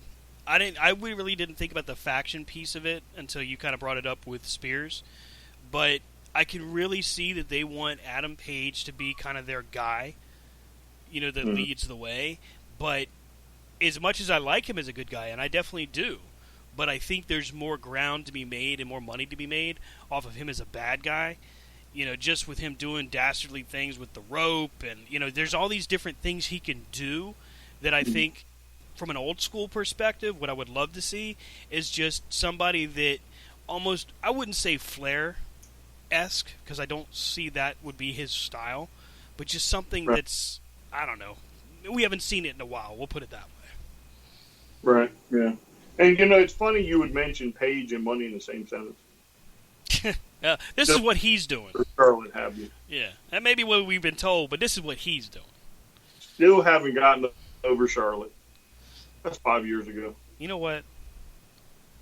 4 years ago. Time doesn't heal all wounds. It burns. It burns! Burns my pocket. That's what it burns. But hey, I do have the picture on the wall. Just saying. I do have the t-shirt, so clearly he got me. Can't wear it no more, but you got it. I mean, I may have gained a little weight. Alright? My belly may be just a little too big. I can't wear mine either. That thing might come up like a Venetian blind. I did, though. He what? I did get a tweet when he came in and left the arena. I don't know about the rest of you. I got one at one point when he left, but that was it. Yeah, Rob did get a 2-sweet. Brian got the 2-sweet. I didn't. And now every Stan time I got try left to going, me too, bro. You're a dick. So speaking of 2-sweet. 2-sweet me, bro. My daughter is wearing her Kenny Omega cat shirt. The one where it's got the cat on it. Oh, yeah, yeah. Yeah. And we're in Walmart. We're almost done. And this, I don't know, I'd probably say she was probably mid-20s maybe, early to mid-20s. This young lady come out of nowhere and was like, and I had my back turned, and she was like, too sweet, at Katrina, and I kind of like spin around like, what? How would you know? What did I miss here? How did this happen? So I started laughing. She started laughing. Katrina's not too sweet back because she's still a little shy about it. And I mean, it was kind of cool, even today at Walmart and Culpeper, you're still getting too sweeted. Brian's chasing a girl down the aisle, going, "I'll too sweet you, I'll too sweet you." Security's called. Brian's banned. It was a great story. Oh, man. So you want to apologize now, Rob, for saying I chased some female down Walmart? Not your wife. My wife. Because now she's glaring at me. With that way to go, cardboard Rob. box. Just set him up. Did you hear me? You're giving her the card type of eyes. Oh. No. Yeah. Those types. Good thing is I don't have to run nowhere. That's right. We don't have to step outside in bare feet. Mm-hmm. All right. How much time we got left on this jank? We are about wrapping up to social media time and heading to the radio Rizanch. Well, before we do that, it's time for another monthly edition of Pro Wrestling Crate. I have to say that I did read on the internet, so it's got to be true. There's a rumor going around that the old crates may be The Loot Crates, specifically, that company, maybe going to the wayside. What, the WWE? Well, yeah, the whole company, Loot Crate itself. What? Yeah, Why apparently would they're you even folding. bring that up? We're talking pro wrestling crate here. I'm sorry. Go ahead. Because Right. Stan paid for 2 years, and now he's all pissed. Ha! Sure. Jerk. Hope you get bobblehead out of it. Does it come with a logo on it? No, it's going to be transferred to the Jelly of the Month Club. I hate jelly. All right, so we're gonna put pictures up on the website. Yep. Something we haven't done in the past, or we should have done, but now we're gonna put them up. Yep. So we'll get those up in a day or so. Mm-hmm. All right. So, but this one from Pro Wrestling Crate, you know, they got guys that do the tees up north in Chicago, I believe it is. You know, those guys. Mm-hmm. Well, they were kind enough to put in this box 2 T-shirts. One, a Lucha Brothers T-shirt, which I do not have, which is super cool. It's got a bunch of skulls on it. Undead Army. Looks good. Could be worn all over the place. Then we got this nice New Era Heart Foundation T-shirt. Again, with the skulls. Yeah, kind of cool though. Wear them both. Nothing but the best out of that T-shirt company. Right, WWE? I'm sorry, I shouldn't have said that. We got ourselves a save 20% on everything for Labor Day sale. And it's got CM Punk stars on it. That's it. I'm sold. CM Punk stars. Dang nabbit. Sold. All right. Then we got this month's micro brawler. Is Jeff Cobb. I like these little micro brawler figures. I don't know if you two have had experience with them, but they're kind of cool. Very cool. The micro brawlers are actually really cool. I'm curious as to what it costs to make them versus what it costs to sell them, because you know they're making money off those. Oh yeah, and they also do every once in a while they'll sell like sets of like 25 for about $100. So I think about $5 a piece, and they're ones that you can't get in the crate. So some of those look kind of cool. I haven't bought any yet, but I mean they do a bunch of different people for those. We have a Villain Enterprises pin. I like my pins. They go on my tack board. We have a book that Rob can read from Colt Cabana. A Wrestling Dreams book written by Colt Cabana. I haven't read it, but look, kids' book. I might have to plop down and read it one night right before I go. Won't take long. The Colt Cabana and the Wrestling Dream. Yeah. They also like to include a DVD, and this month's is Best of Rise Wrestling. And let's see, we have Aja Kong, Rachel Ellering, Dynamite Dee Dee, Kylie Ray, Tony Storm, Tessa Blanchard, Mercedes Martinez. I mean, there's a whole bunch of matches in here. Kind of cool. I'll check that out. And last but not least, this month's official wrestling autograph is one I didn't think I'd get anytime soon. And that's Zack Sabre Jr. That right there is worth the price of the crate, to me.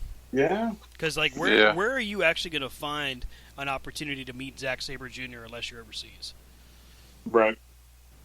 Yeah, so I'm very happy this month in almost all the items, but the Zack Sabre Jr. is going to just put a smile on my face Y'all know I do collect autographs. Mm-hmm. I have quite a collection upstairs, and that was one I was not ever really looking to get a hold of, just based off of the fact that he's over there and I'm over here, and I normally don't buy them on the secondary market. So that one would have been very hard for me to get a hold of. But thanks to Pro Wrestling Crate. Perhaps we'll be sending a message out there to do a partnership of some time. Hey, maybe a partnership that would really be of benefit would be one with freaking Cat Daddy. How about that? No, let's go Pro Wrestling Crate first, because we didn't cover last month's. But do you remember who was in last month's, the autograph? Oh, yeah. Damn it. Yeah, you're right. You're right, though. Harley Race. Yep. Rest in peace to an American legend in sport, in wrestling, and entertainment. Really. Right. Like all three of those categories. Thanks to this crate, I can now add one of the greatest champions of all time to my autograph wall, and Mr. Harley Race. Yep. I will. I'll send a message out there. We'll see what we can. We'll send it up the flagpole and see how it flies. Yeah. Well, I mean, when we put the pictures up, let's put the old, tweet on there for him and let him suck on that. Suck on that one time. Suck on that one time. We'll do it for micro brawlers. Oh, we could do a micro brawlers gallery. That'd be kind of cool. Yeah, we can do a micro brawlers gallery. Yeah. Ooh, I don't think anybody's done that yet. Actually, I don't think anyone has. You should reach out to them. Sounds like a plan. However, when we get the promo code, it's going to be Professor Dickweed.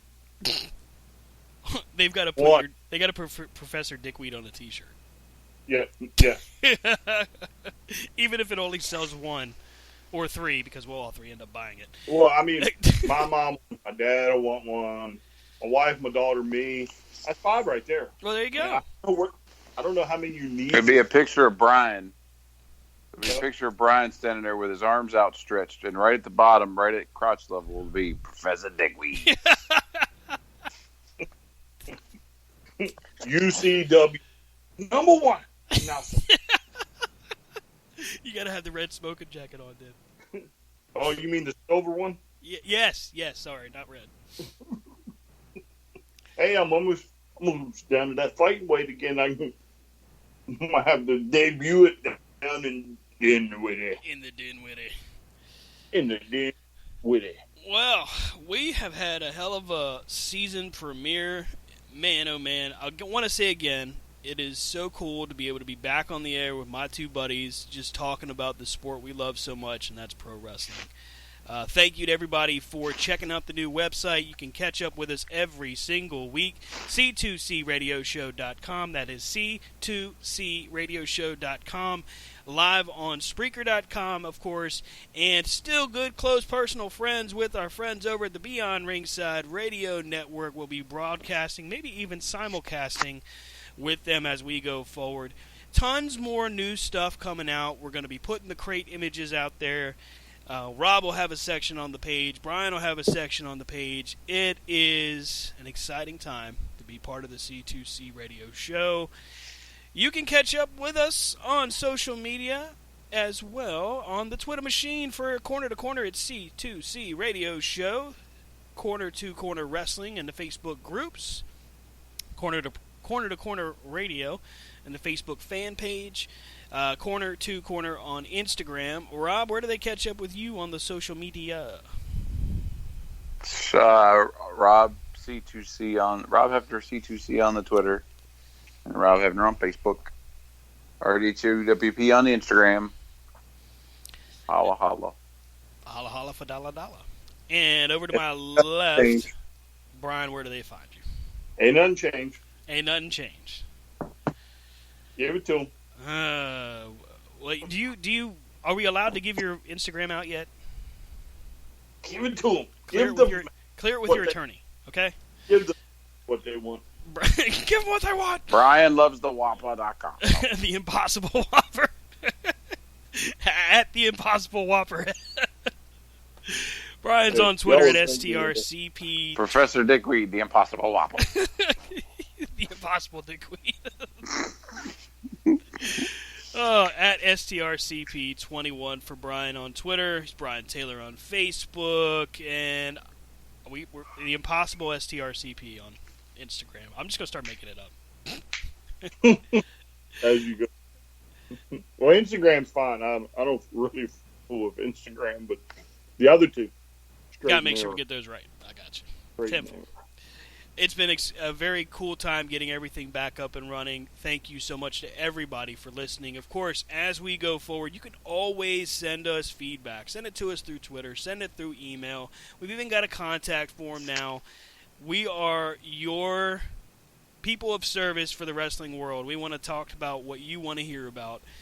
And we want to thank you so much for your patience and coming back to us and helping us have a good time, which is really what it's all about. We'll see you next time right here on C2CRadioshow.com, Spreaker.com. Have a great night, everybody. We'll see you after All Out.